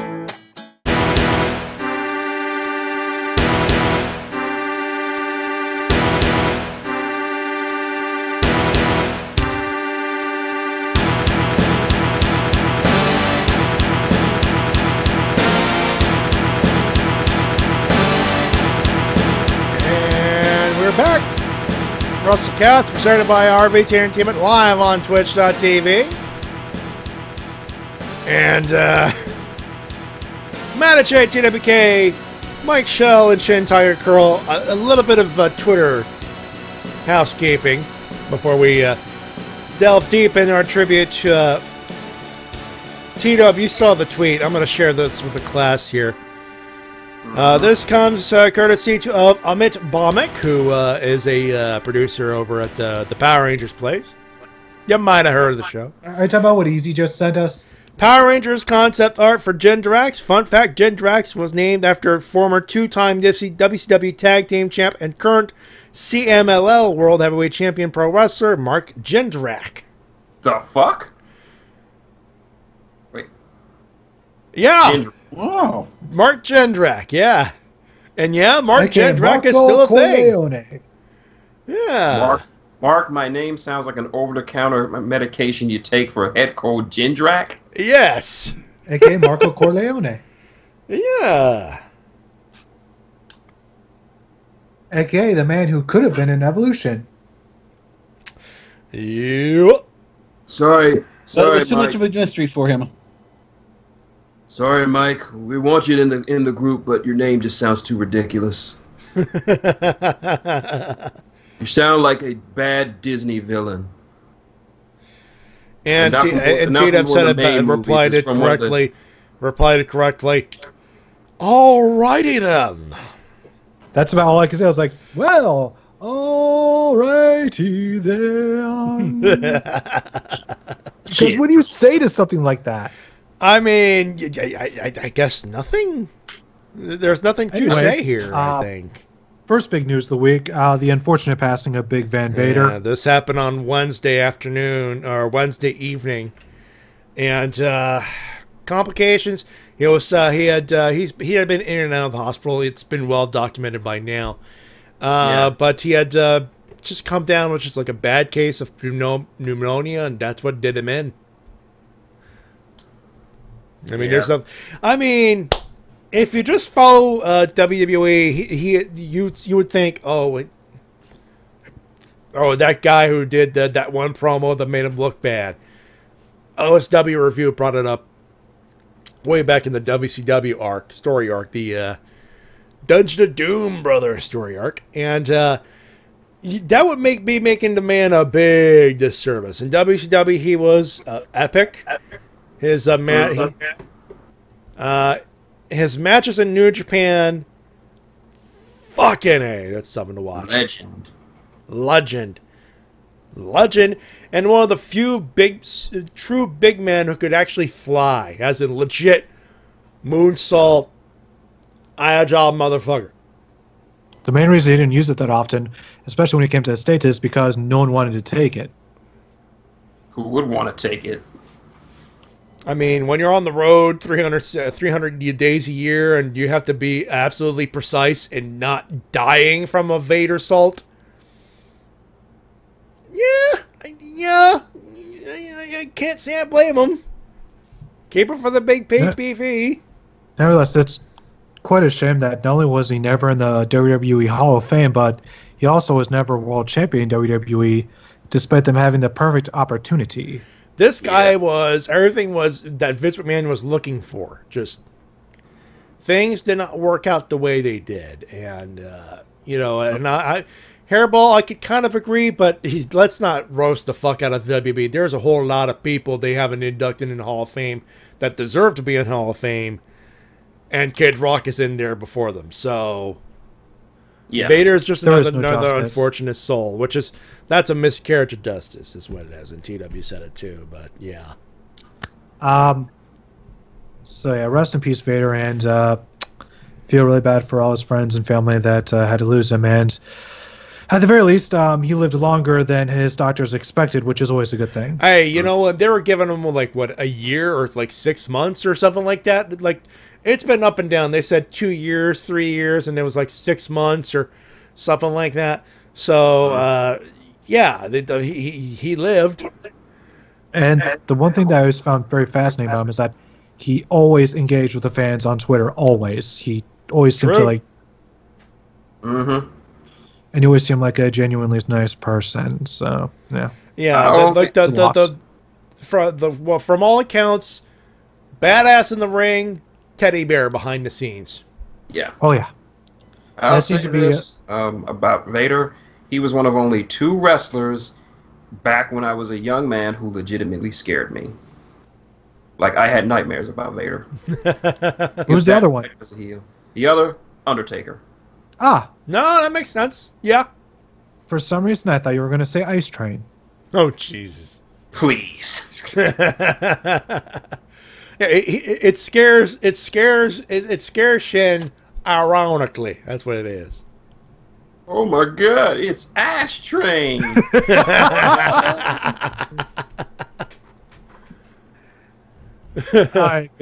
and Hairball brought up the infamous incident. This dude is so hardcore, he gets his eye popped out, puts it back in, and goes back to kicking ass. Oh yeah. Let's show that in there. I was just showing the rest of the in memoriam graphic again, but yeah, put that in there. Fucking A. That's legit. There's footage of that. Yep. There's video footage of that. So. Showed it to my dad on the big screen yesterday. He did not believe me. Like, there's footage of it, Dad. You can watch it. And he's like, "Well, it's a broken orbital bone that what turned out to be." So yeah. You say wrestling's fake? Look at Vader after he got punched in the face so goddamn hard his eye popped out. Just saying.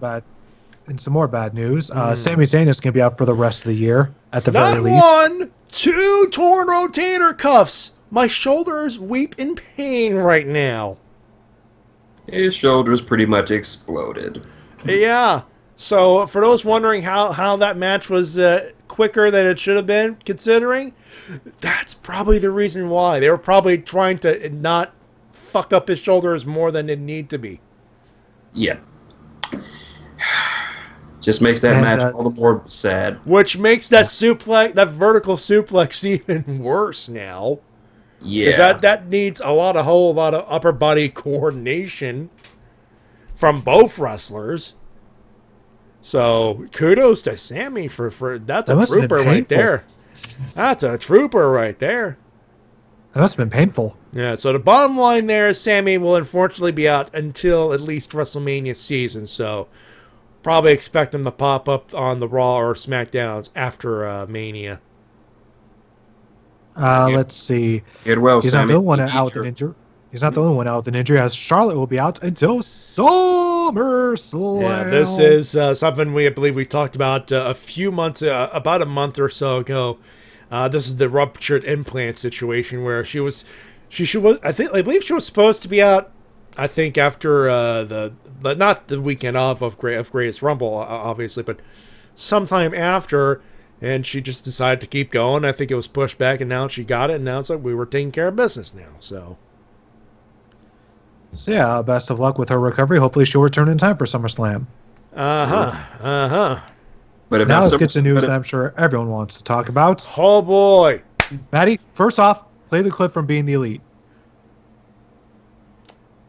Oh, there you go. I think I forgot which one you were talking about. Hey, Big Cass. Yeah, fucking yeah. Should I hit it again? I think I should hit it Do again. it! I'm going to hit it again. Yeah, fucking yeah. Come on, man. William You know Morrissey, that. a.k.a. Big Cass, a.k.a. Colin Goddamn Cassidy. Yeah, fucking yeah. We got to move on from there, but yeah. Where do we begin on this can of worms? So I'm just going to go Holy. through every rumor backstage incident that apparently happened. Number one, got into an argument with Sami Zayn because he was saying that Muslims are perfectly fine under Trump when hate crime has actually gone up. Yep. Number two, during a European trip, he apparently got himself locked into a bathroom door on the bus, thought he was being ripped, kicked the door down. Most people understood and got a chuckle out of it. The rest of them, not so much. Yeah. No, because they saw him use the bathroom and they're like, there's no door. Fucker. Number three, got into arguments with management. That's always a bad thing, especially if you're wet, if you're still green. Yeah, if you're especially if one of those arguments is over that midget he kicked the shit out of. Yeah, this for those who are wondering, for those who are under a rock, the whole segment was supposed to be that one big boot. That's it. That was a Kevin Dunn / Vince McMahon directive. Just one boot. He's untrained. One boot. Milk the heat. Get out of there. Yeah. And here's how I see it. Had he just done the punches without talking to Vince beforehand, he probably would have gone to talk to you and say, hey, don't do that. But the thing is, he went to Vince beforehand. Vince said no. He still did it anyways. What the fuck? Like, he asked for permission. He didn't get permission, so you're asking for forgiveness now? No, fuck that. And the other one, obviously, going to bring up the fact that he skipped rehearsal on that one promo that went over long. Yeah, that's true. That's been corroborated. That he was supposed to show up and talk to Kevin Dunn. For those wondering, this is a promo from SmackDown a couple of weeks ago where he's the old school pedestal interview where the crowd's in the background, Mean Gene style, old school Mean Gene style, that kind of a promo.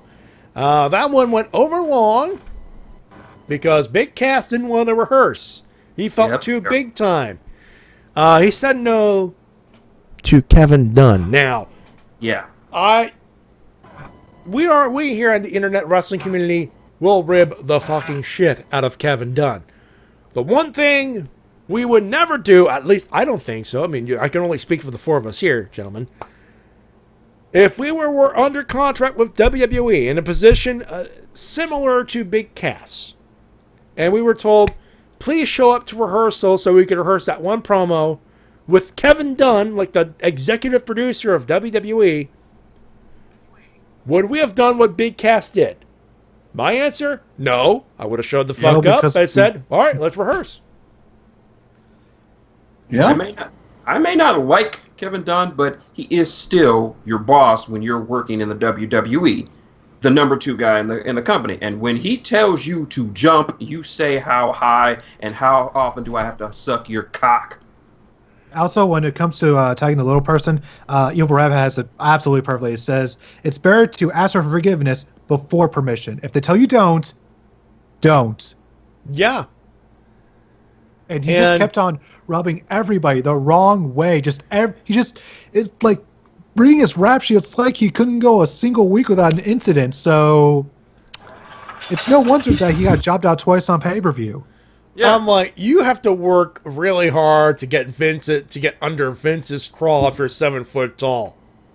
No, you have to really get in Vince's craw for him to fire you personally. Yeah, that's how you know you fucked up. When Vince has to call you in the office and tell you, dude, I like you, I'm a big man fan, but you fucked up. You're fired. Yeah, here's the thing. Just to put this in perspective. You fucked up. Sorry, I'll let you talk, but you know you fucked up when the website says we've released you. And they won't even wish you well in your future endeavors. Not unlike some other motherfucker that got the boot earlier this year. How you doing? They must have been drinking the same dumbass water. T-Dub, go ahead. Go ahead, D-Dub. I had a thought. I can grab it back. Hold on. Where's my train of thought going? God damn it. No. Were you about to talk about Carmella? And I don't think so. What about You're about to say that Total Divas is still the best reality show on EE? Dude, this segment really, Mike? Were you going to talk about him threatening the 205 Alive announcer for talking to Carmella? Oh Jesus, yeah. Well, that's the thing that apparently happened, and apparently it was Eric Rowan that broke that up. From what I read, it was. From what I read, the way it went down, he went to talk to Carmella to try to get her back. She wasn't having it. He grabbed her roughly by the arm, and then the Usos and Eric Rowan had to come in and break it up. Yeah. So yeah, apparently Enzo wasn't the only complete douchebag in that whole tandem. Who would have thought that Carmella would be the best one out of that trio? Who'd have thought Carmella was the classiest of the three?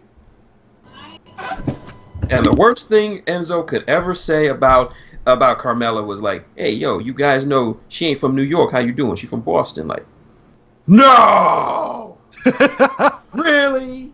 Next you're gonna tell me that Yokozuna isn't from Tokyo, Japan.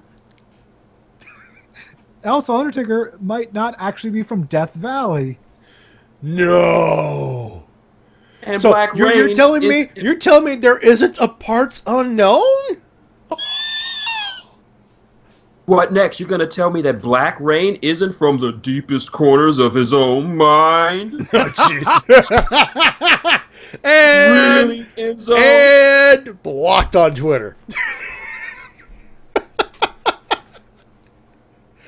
Hi, Jay Hunter. How you doing? Meow, meow, meow. Meow, meow, meow, meow, meow, meow, meow. Meow, meow. Meow, meow, meow. Let's get into some bad news. There was a fan who Jesus. Paige at the pay-per-view. Oh, God. Like a douche. Do I have to... Do not fuck with the wrestlers.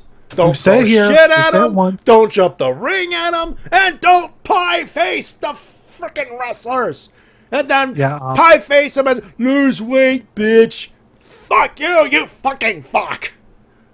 I couldn't have said better myself. That fan's an asshole, and I hope they got it on security cameras, and I hope he gets banned from the building for life. I hope there are witnesses with fan cam footage, because goddamn fuck this fucking fucker right the fucking fuck hell. How many times do we have to keep saying don't touch the wrestlers until people like fuck's sake? Don't touch the wrestlers. It's not that hard. Oh, by the way, lose weight. Very fucking classy, though. She had a perfect response. She's at a diner somewhere, and she's chomping down on a fucking huge burrito. And we're not saying this for their own good. We're saying this for your own good. Yeah. Touch the wrestlers. They're carte blanche to kick your ass. Some of them are still have that old school mentality of you touch a wrestler, that face in that fist in your face is going to hurt. Yeah. Just ask that fan that rushed Triple H versus Stone Cold in Africa that one time. Ask him how that worked out for him. Hell, ask me how that turned out when I decided to ask Sarah Del to slap me in the face. And I assume she was going easy on you. She was. And I assume it's still know her. for a fact that she was. Because if she won, I would still have a bruise. Also, I'm assuming despite her going easy, it still kind of stung. Oh, it stung. It fucking stung. The slaps hurt, I'll tell you that much. It was tasty.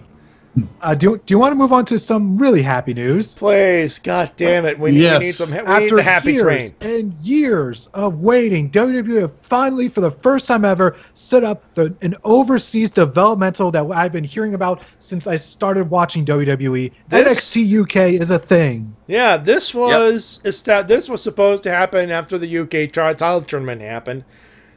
Stuff, things, and rep tape happened, and finally Johnny Saint showed up during the tapings. It was actually not live, the UK tournament thing. It's going to air this week. Yeah, Monday. Yeah, Monday. And Johnny Saint and Triple H were in the ring, and they said NXT UK is a thing. We're going to establish some tag title belts. We're going to establish a women's division. Not all at the same time. Calm down. But it is going to be a thing, and it will be at the WWE Network for $10 a month. Yeah. And I believe it was who was it? Jules from What Culture brought up that there could be some ramifications affecting the indie scene if they start just gobbling up all the best British indie talent. That's probably the bad news from this. But the indie scene is so goddamn strong right now in the UK that, I mean, they're not gonna get Ospreay and Zack Sabre Jr. They're not interested. They're not near interested. So let's hope that they don't do that. It does turn to the world's biggest talent rate of British indie talent, and at the very least, we know that they probably won't get Chris Brooks either because he's wrestling for some New Japan matches. Yeah. They're for New Japan's UK tour. Yeah. Which I believe will be on New Japan World. Yep. Yeah. Revolution Pro. Rev Pro. Yeah. By the way, it's heavyweight champion is Tomohiro Ishii, and they're setting up a match between him and Minoru Suzuki. Yeah, that sound is me being happy in my head place. Moving on. This is in both my head places. Speaking of Japanese promotions, there was a report earlier this week that WWE is apparently partnered with Pro Wrestling Noah. I know. I saw that. I'm like, what the fuck? Hell has frozen over for the 20th time this year. I fucking know. Like, okay, Noah isn't a big time promotion anymore. It's still one of the bigger ones out there, but it's fallen out of favor for a little while from what I've read. Still. So you're saying Noah would be the Impact of Japan? Oh, I'd like to let everyone know that as far as I can tell, Noah still is partnered with Impact. Yeah. Yeah. So what the fuck? I know. Here's how fucked up things are, okay? This is going to get into 7 degrees of Kevin Bacon still is fucking fucked up, all right? Taiji Ishimori, all right? Big time Noah star. He just moved to New Japan, right? Yep. He's still working with Impact Wrestling. So, Biz Cliz is in New Japan, Impact. I'm assuming his contract with Noah is not really working anymore. So, that kind of fucks up my theory. That shoots the theory dead in the water. But Noah's still working with Impact, to our knowledge. So we're looking at a network where WB could work with Impact Wrestling. Well, they are working with Impact Wrestling. I just going cross-eyed. Wrestling World is weird this year. Yeah. It is a very good yet weird year to be a wrestling fan. It is. I'll tell you, this is the year that we never thought we'd see Pentagon Jr. on Impact. Yeah. Also, as Harold pointed out, they're sending Hideo Itami to work a match at Noah. Yeah, he's going to make an appearance as Kenta. All appearing. caps. So that's probably part of the working. That's probably the working arrangement for all we know. They know that they need Kenta to do something. So hey, let's send him back and let's see if we can get his mojo back. Moving on to Lucha Underground. We saw the debut of the Savage Drake Strong. You're the one who sent this on Facebook, I think. The all luchador. Well, the Temple did get some swagger back. Yeah. I love how Matt Stryker introduced him, by the way. Yep. Love that. This man certainly walks in with a certain swagger about him. I was like, Jake Strong. They look up as Jack Swagger. What? Holy shit. Holy shit indeed, believers. Holy shit. It really shows off how tall he is, because he's like 6'7", and he just towers over literally everyone. Yeah. Yep. Probably the biggest dude in LU. As far as height, definitely the tallest. I'll definitely go tallest. Outside of El Vibora. Yeah. Yeah. AKA Luchasaurus. Fair enough.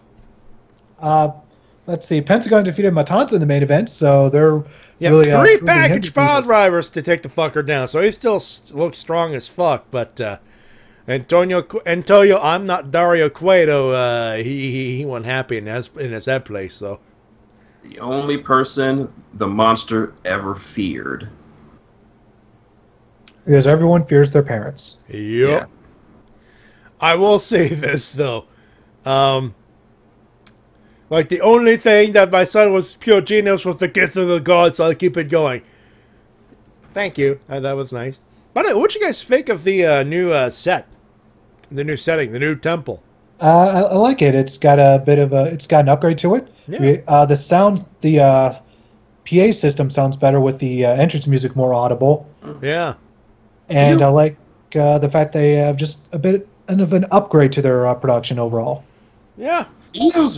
It feels very cold if you get that. They really I think that the idea was a former icebox / freezing ice factory. Yeah. They really accentuate that it was a former ice house for cerveza. So yeah. Modelo Especial being a sponsor, obviously. I love the entrance where it's the old school WCW Saturday Night-esque.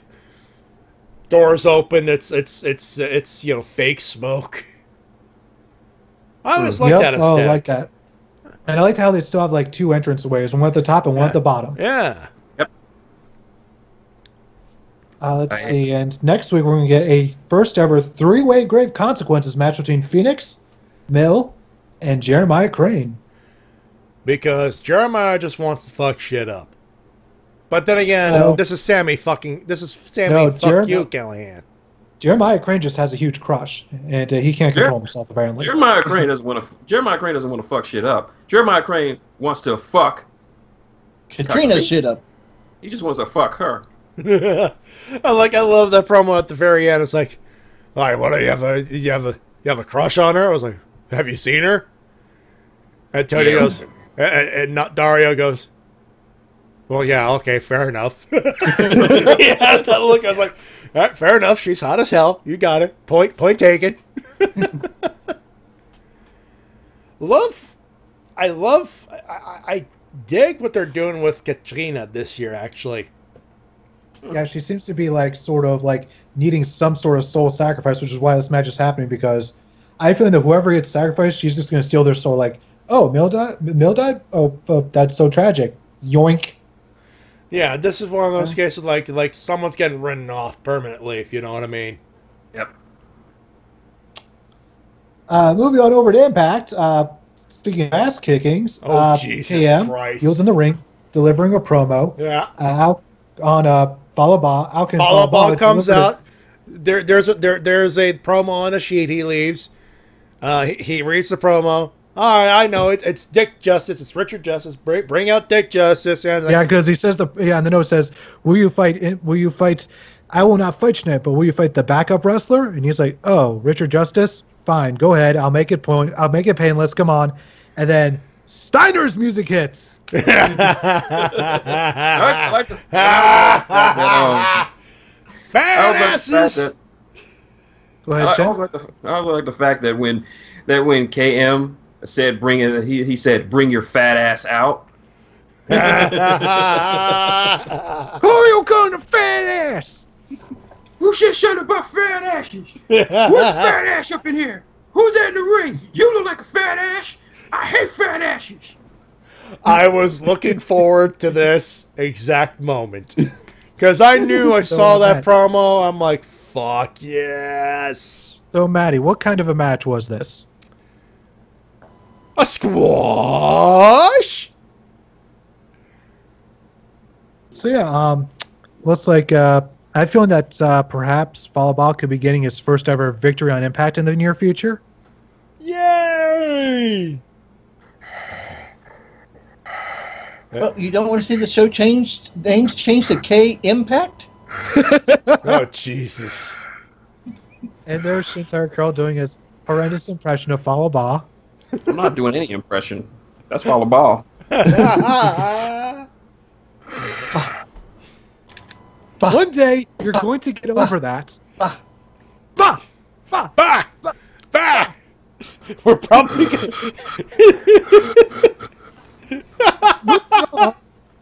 And another upset, Madison Rayne defeated Taya Valkyrie. Yeah, that's a thing that happened. And that's going to now lead to a match at Slammiversary where Madison Rayne will be challenging Su Yung. Because that's a thing that's going to happen. Assume Su Young's going to win. And I think that if anybody should defeat Su Yung for the title, it should be Diamante. I think it should be Rosemary if they want to resurrect her. That's just No, bring back the Demon Bunny. For a new meat sack, so... Who knows? I miss Rosemary. Yep, Eddie Edwards has gone full psychopath this week. Yeah, he Eddie Edwards has gone bye-bye, Egon. What do you got? Eddie Edwards is beyond the realm of rational thought. Yeah. He's gone cuckoo for Cocoa Puffs. What's that? He has gone cuckoo for Cocoa Puffs. Yeah, he went to his house looking for his wife. It was completely empty, and for a few beers, which, he's just... Guy's completely lost it. Yep. 100%. And I wonder where this is going to lead. And also, next week, prepare yourselves, because that's going to be the debut of Rich Swann, so... You know what? The only thing that's gonna help this out is that we'll have a good high quality version of that fucking haircut. I don't think I don't know how it's gonna help anyone. Well, it's gonna help our running gag. Let's just hope that Rich Swann doesn't headlock any women on his way to the ring. Oh Jesus, that would help. There's that fucking haircut again. We'll have a better we'll have a better picture this next week. That's the good news there, at least. And Evil Rep says, not sure if I can handle this. No. Harper damn sure couldn't handle this. In some good news, the best news of the week, in my opinion, it was announced that All In will be broadcasted. Yeah. In some way, shape, or form, you'll be able to watch it all of the fuck yes. The only problem is that they're trying to find a way to where it doesn't violate any of the people they have for the show's contracts for any other company. So, more than likely, it'll be live streamed?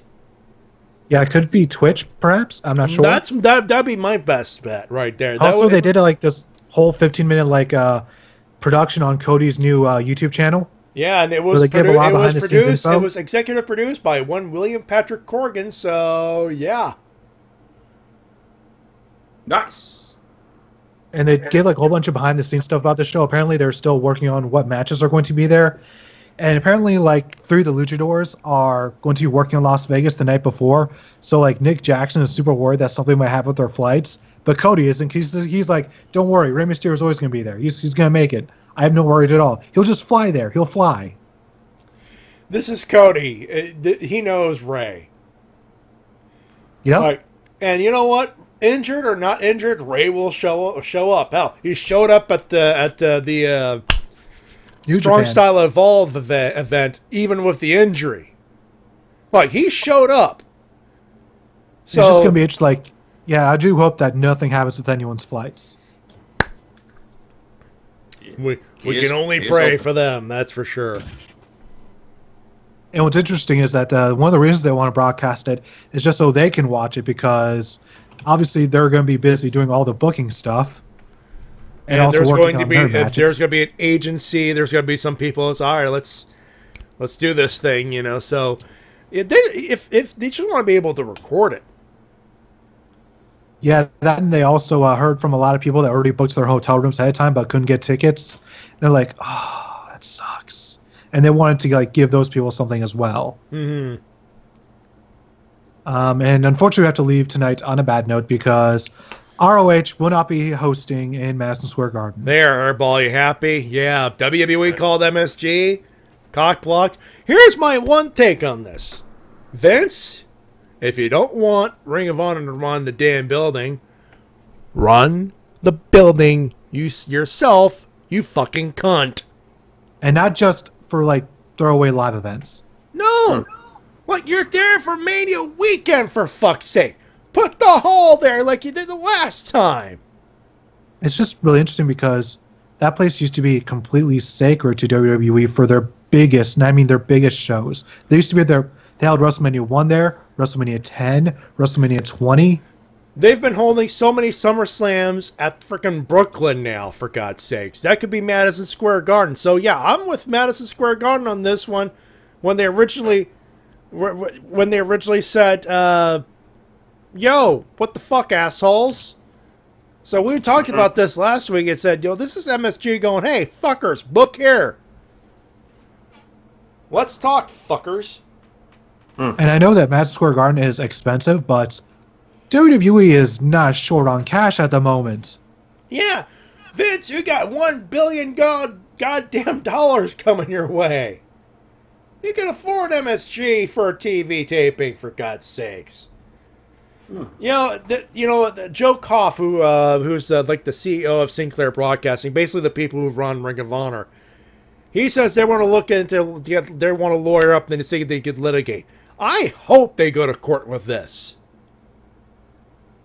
I just wonder, like, what are they going to sue on? Is there anything that WWE did that was technically illegal? Because this is one part of the law I'm not too familiar with. So it'll be interesting to see what happens in the future. So we're going to have to keep our eyes glued to this situation. Yeah. You know what? Let's not end on that sour note. Oh, yeah, you have something. Yeah, we got to talk about what's going on next week. Yeah. What is the date? The date will be January 29th through the 31st, or June Friday. 20. It starts on January June. I'm sorry. June the 29th is the annual Community Effort Organization Tournament, CEO. For those of you who don't know, why am I bringing this up? Because it was announced that New Japan will be doing a joint event with CEO this year. So yeah, but how do you guys want me to do this? Do you just want me to explain how the show works, or what? I think I don't know just how this year's gonna work. Because you got about a couple of minutes, so just type it up. All right. Basically, CEO is one of the biggest fighting game tournaments on the world, second only to EVO, which happens next month. Typically CEO is like a tune-up tournament for everyone preparing the way for EVO next month, which is always held in Las Vegas. CEO has something called the Royal Rumble, which is as awesome as it sounds. It's sort of like a gauntlet match between 30 players inside of an actual functioning wrestling ring. They set it all up inside of a wrestling ring. They have 2 players start out. They play a set of whatever game they happen to be playing for the Royal Rumble. Whoever loses has to go home or go somewhere. They have to get the fuck out of the ring. and then the winner has to keep playing until he's eventually defeated. This keeps going until all 30 participants have played. Now, the best thing about this is every player can have a special entrance if they want. They can have their own entrance music, their own little entourage to come with them. Doesn't matter what. Because I think a couple of years ago, a player called Dominion, a.k.a. Darkness, a.k.a. the blackest motherfucker in FGC, he came in using the Undertaker's gong music. And they, as soon as he was called up, they turned off all the lights in the room. No, and all the announcers were, "What's going on? Why is it chilly in here? What's going on?" Next thing you know, they turned on the lights. Dominion was sitting right next to the dude, stick in hand, and just staring right at him. I know there's a few entrances that come to mind. There's one coming in as Stone Cold Steve Austin, stuttering a poor jackass, chugging beers. That actually was Jabali. Alex Jabali, the founder and tournament runner for the CEO. Another year, Jabali actually dressed as John Cena, and I think it was for the Street Fighter V Royal Rumble, and he dressed as John Cena, and out comes Kenny Omega. And Kenny Omega super kicks him.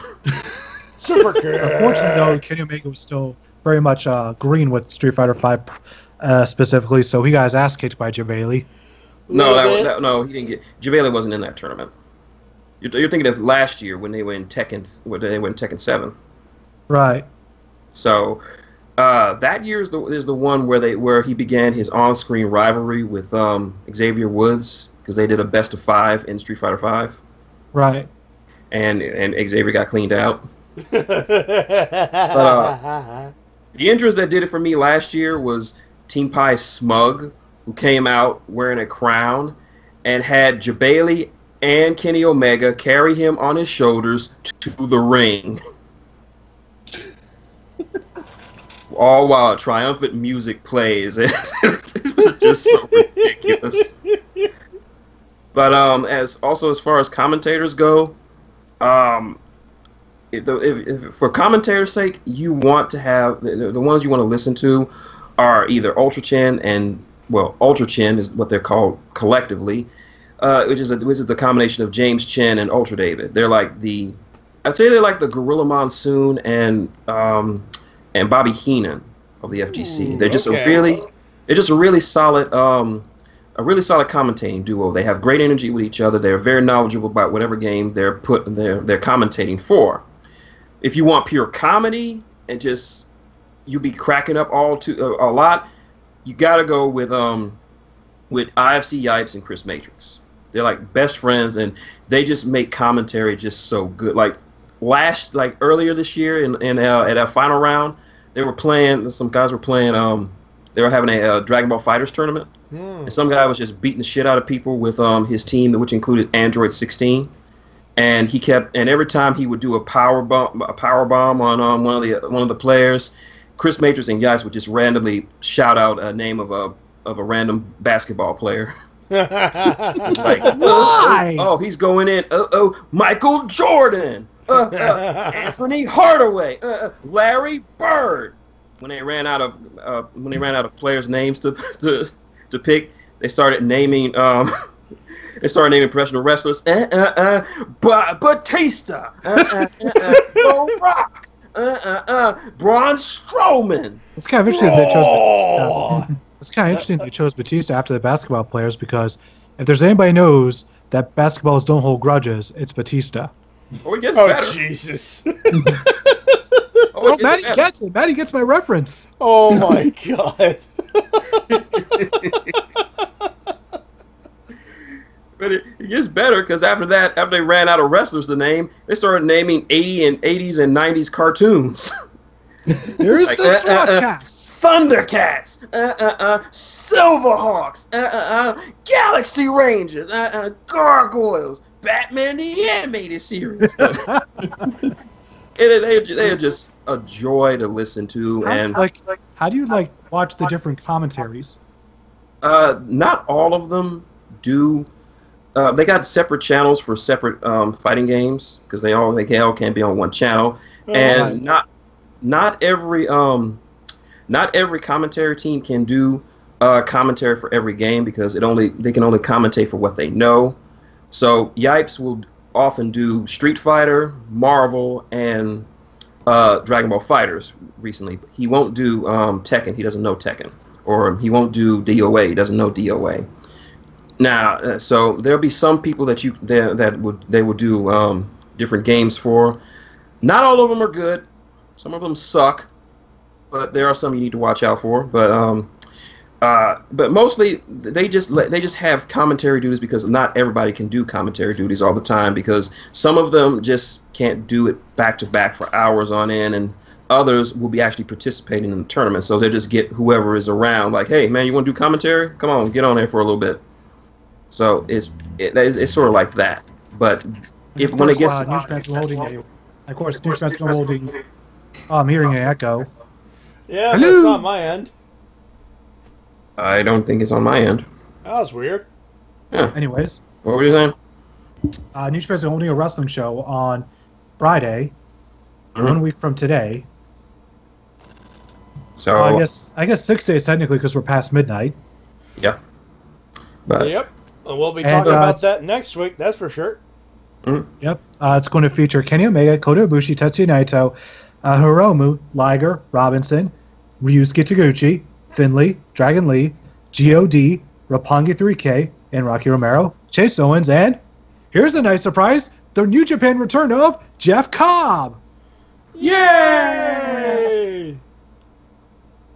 So that just makes we got a lot to look forward to, and you best believe. And by the way, the main event, Kenny Omega versus Cody for the IWGP Heavyweight Title. That's on the that's the Cow Palace show. Yeah, Cow Palace show. Yeah. This is CEO X New Japan. Yeah. Oh, gotcha. So you best believe that Kenny will be in the Royal Rumble, regardless of what game it is. I just realized, I wonder if Jeff Cobb is a gamer. Looking at this list, let's see. Is there anyone here that I know is a gamer?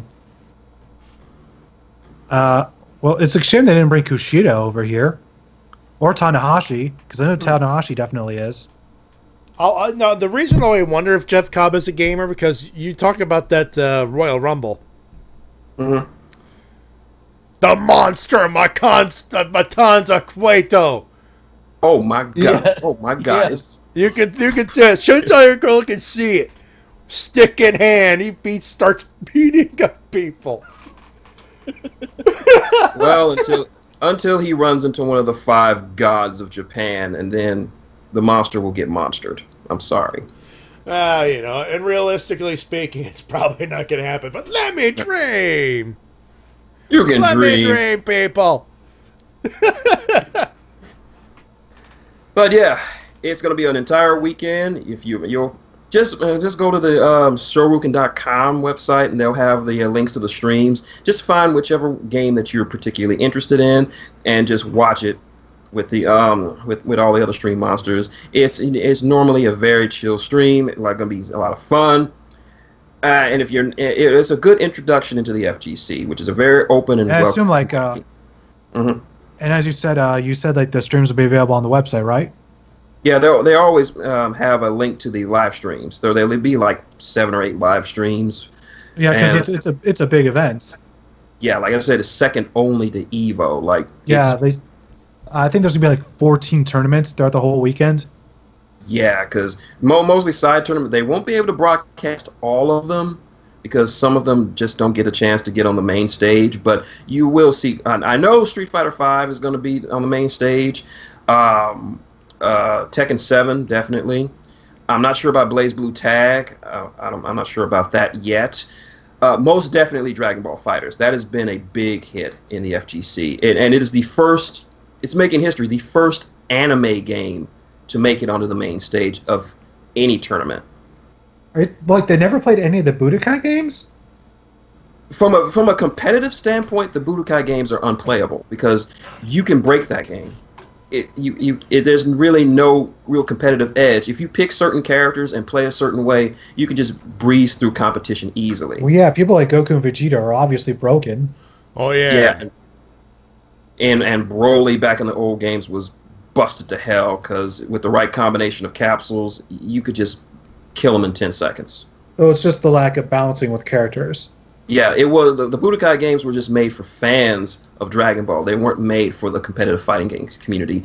Dragon Ball FighterZ was made specifically for the fighting game community. Alrighty then, it's good to know that they finally got one then.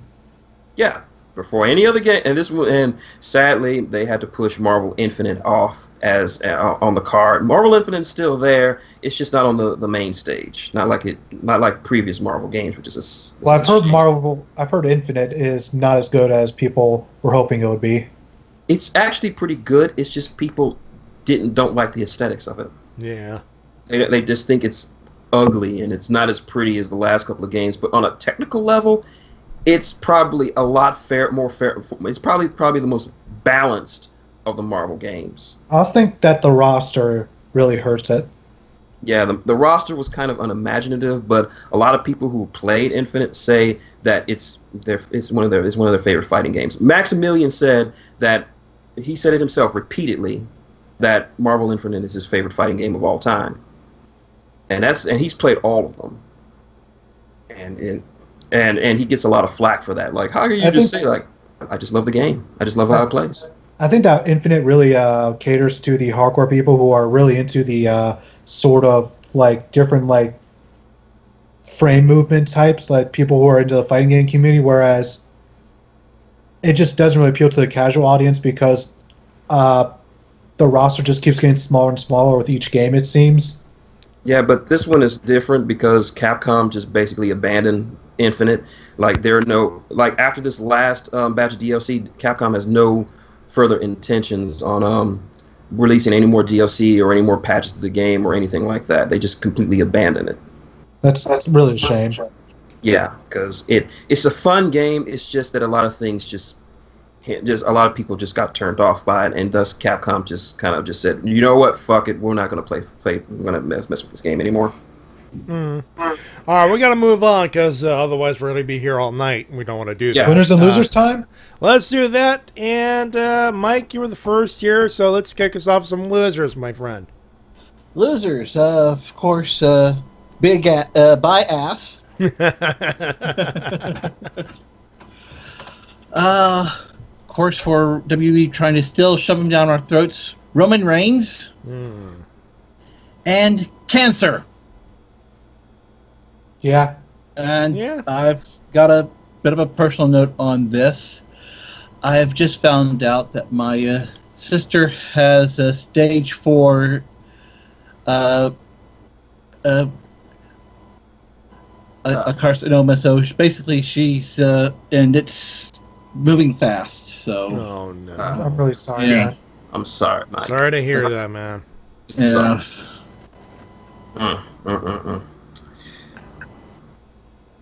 If you need anything, we're here. Yeah. Oh yeah, you already know. Oh yeah.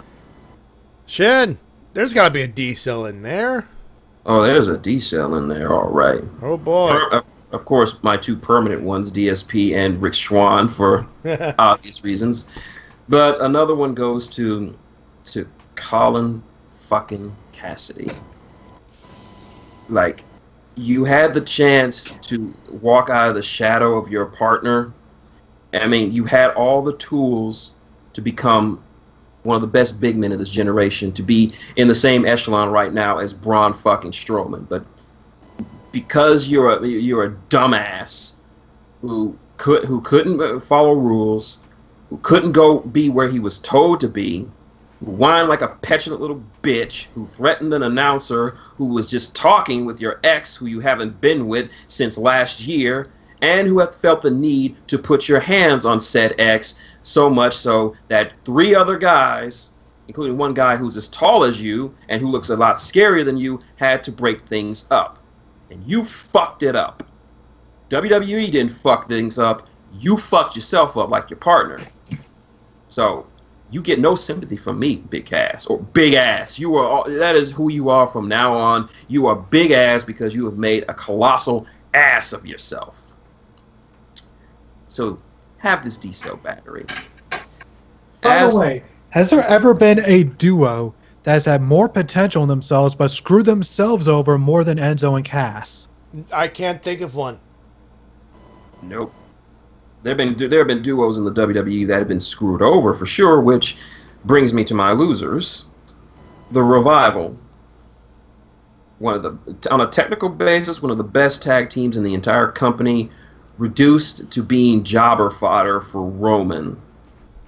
Sure, Bobby was there, but Roman did most of the heavy lifting, and that's just a shame to me. And my only other loser is Asuka. That like Brian Zane did, like Brian Zane said, she just came off like a complete and utter dumbass face. And that's not Asuka at all. Not Asuka at all. That's all I got for now. T-Dub? I'll just keep my loser to Cass. Yeah, Cass. Can't say I blame you. Big loser this week. Big ass. Colin Cassidy, you done fucked up, you dumb motherfucker. Oh, by the way, I just found an article. Let's see, the New Japan Pro Wrestling Show CO will stream on Twitch. Well, I guess you and I are doing something on... When is that show? Gold Lovers versus LIJ. When is that show? It's next week. Let's see, June 29th. Next Friday. God damn it, you're telling me that we're going to go against freaking New Japan next week? That's why I asked to be on the show this week.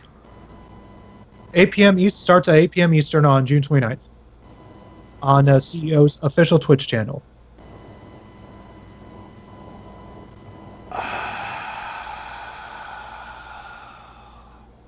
I am so sorry, guys.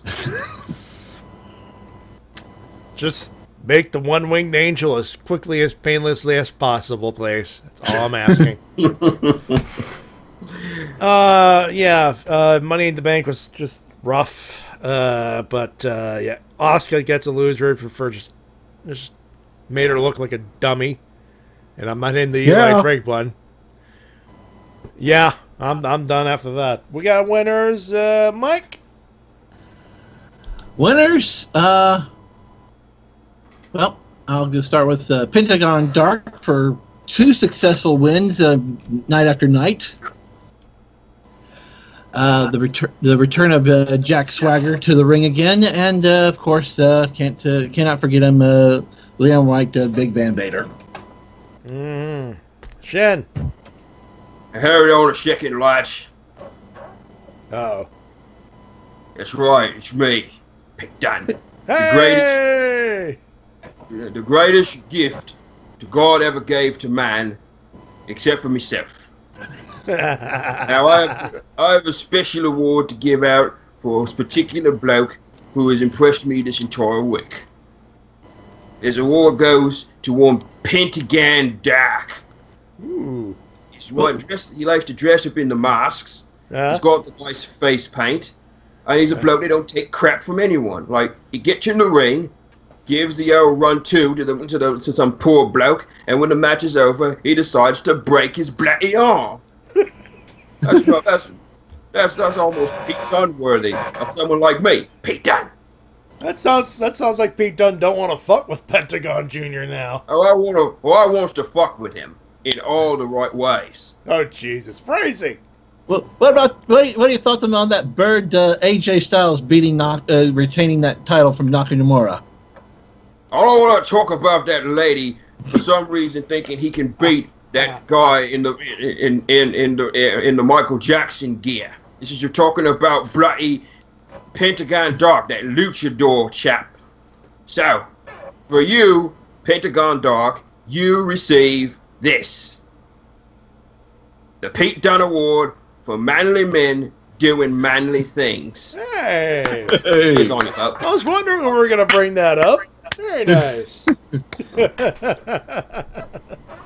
Now, as for my winners, NXT TakeOver. Goddamn, what a show! Sure, there were some low spots, but those low spots were better than anything that Money in the Bank. Those low spots were probably high spots on the main roster anyway. Yep. Yep. Braun Strowman and Alexa Bliss for becoming the most powerful couple in the WWE. I mean, how could you not? Yeah, that's true. And Lucha Underground for obvious reasons. Mm-hmm. And finally, the B Team. Oh, Jesus. For that amazing impersonation of the Deleters of Worlds. How did we go 3 hours before talking about this? My God. T-Dub, your boys, they done good. That they did. Yes. Easy want to Dave the shit out of the B Team. I was laughing my ass off. Yeah. Yep. And to make things even worse, it was like fate made them a great team because someone posted a video of a tag team back in the 80s consisting of one Mike Rotundo and Curtis and Kurt Hennig. Alrighty then. Yeah. Yep. IRS and Mr. Perfect worked together in the AWA. Yes, they did.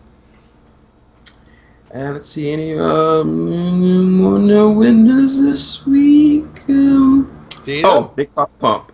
Oh, yeah, well, that goes without saying. Yeah. T-Dub.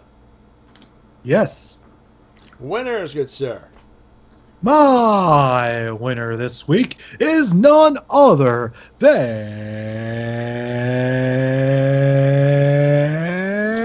God damn it, T-Dub, stop stretching for time. Sorry, I'm actually I didn't really think about this that much, if I'm being honest. I'll give it to CEO Gaming for having a wrestling show next week. That's fair enough. That's fair enough. Kudos to the team at NXT TakeOver. Another great night of professional wrestling. AJ versus Nakamura finally having a good one. That deserves a mention. Mm-hmm. Alexa Bliss and Braun Strowman. Kevin Owens for that fucking bump. God damn. Leon White, a.k.a. the man they call Vader. Rest in power, good sir. Rest in power. And, I know there's one more in there, but I can't seem to think about it right now. I'll leave it at that. I think I'll leave it at that. Oh, I'll leave this. I have one more winner. This meme. I swear all the movies with the must rescue the president storyline have been ruined for me. I feel like it's just unrealistic now. Sir, they have the president! Everyone exchanges glance. Well, that's unfortunate. Goes back to typing. Oh. Oh, no. Oh, I have one more winner. All right. Kenny Omega for one of the sickest burns he did during that entire set he did against Xavier Woods. Big E? I mean, I said Xavier Woods. Uh-huh. It wouldn't make sense to you if you're not in the FGC, but it was a sick burn for me. He said, Xavier Woods is freer than a first month subscription to the WWE Network. For those of you who are uninformed, in the FTC, free is a term you give to someone who you think is a complete joke as a fighter. As in, if they play you, you will get a free game out of it. So basically, World 3 in randomizer, when the pipe gets you directly to Wendy. Yep.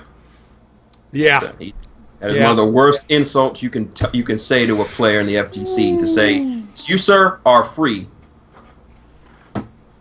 Ow. I felt that one. Yeah.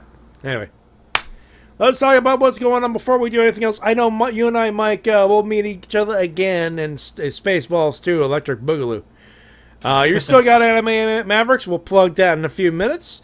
Shen, you still got your YouTube channel, I'm assuming.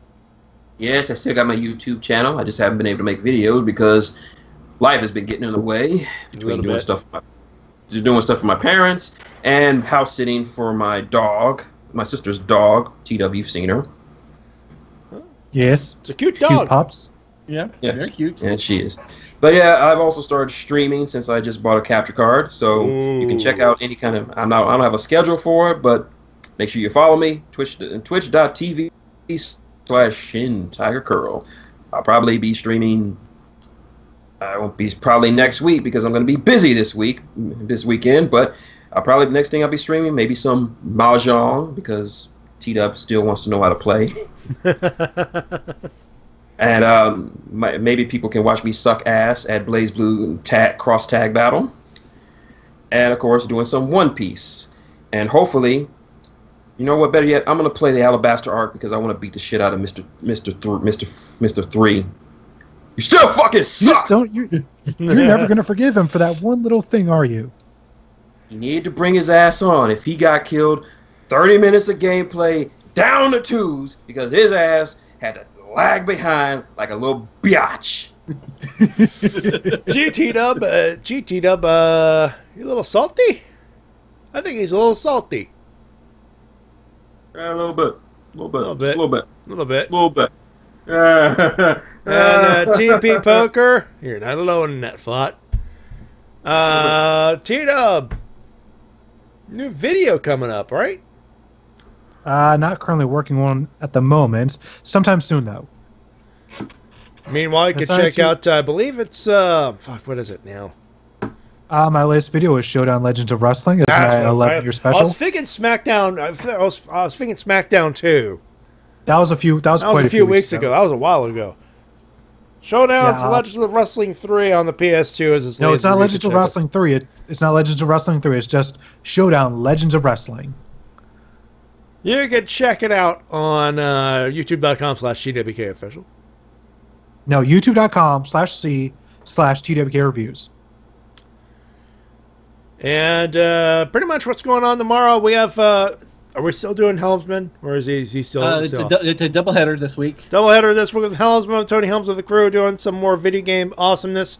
And that's at 5 p.m. Eastern. Of course, at 8 p.m. Eastern, as I mentioned a few minutes ago, Mikshel, Yamiyaji and the Shades with the official anime podcast of RVT Entertainment, Anime Mavericks.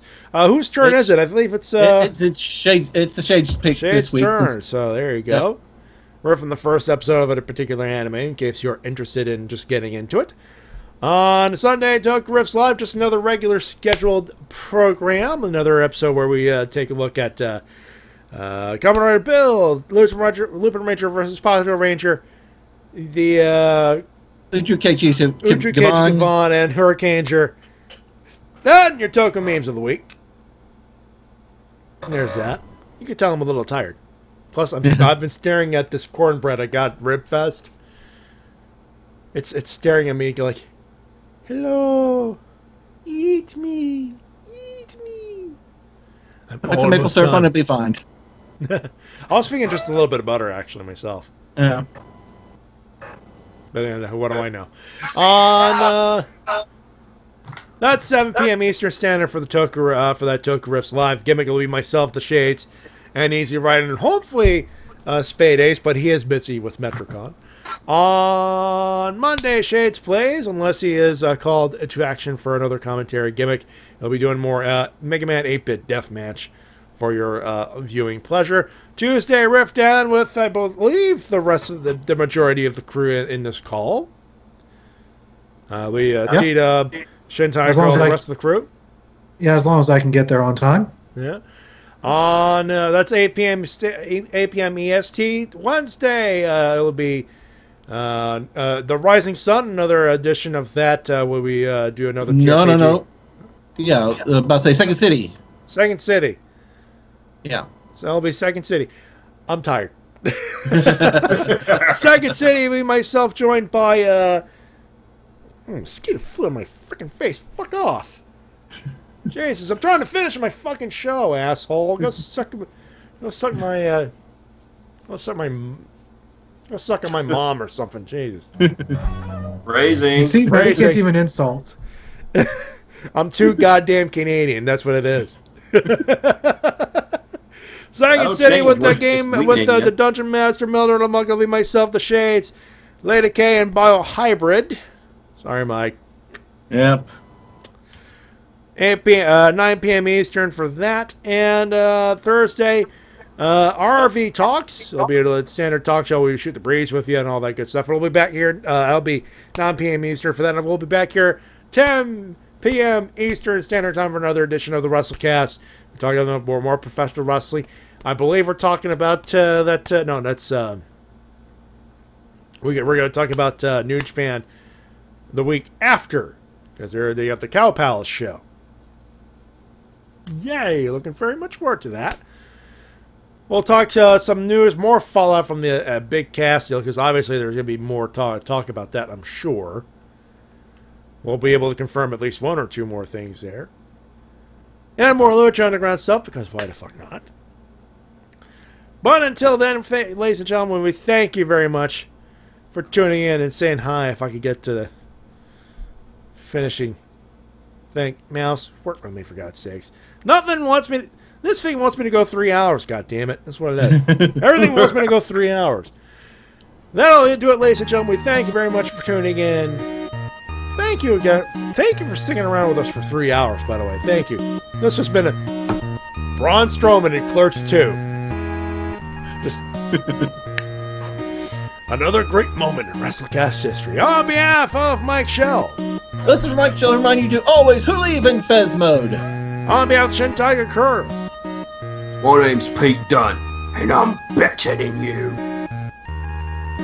Thanks, Pete Dunne. And on behalf of TWK. Good night. He reminds you to work your gimmick, by the way. My name's Matty Jay, and while you have professional wrestling, support independent promotion as soon as possible. We shall talk to you next week for another edition. Have a good one. Have a safe one. Good night, everybody. Bye-bye. Bye-bye.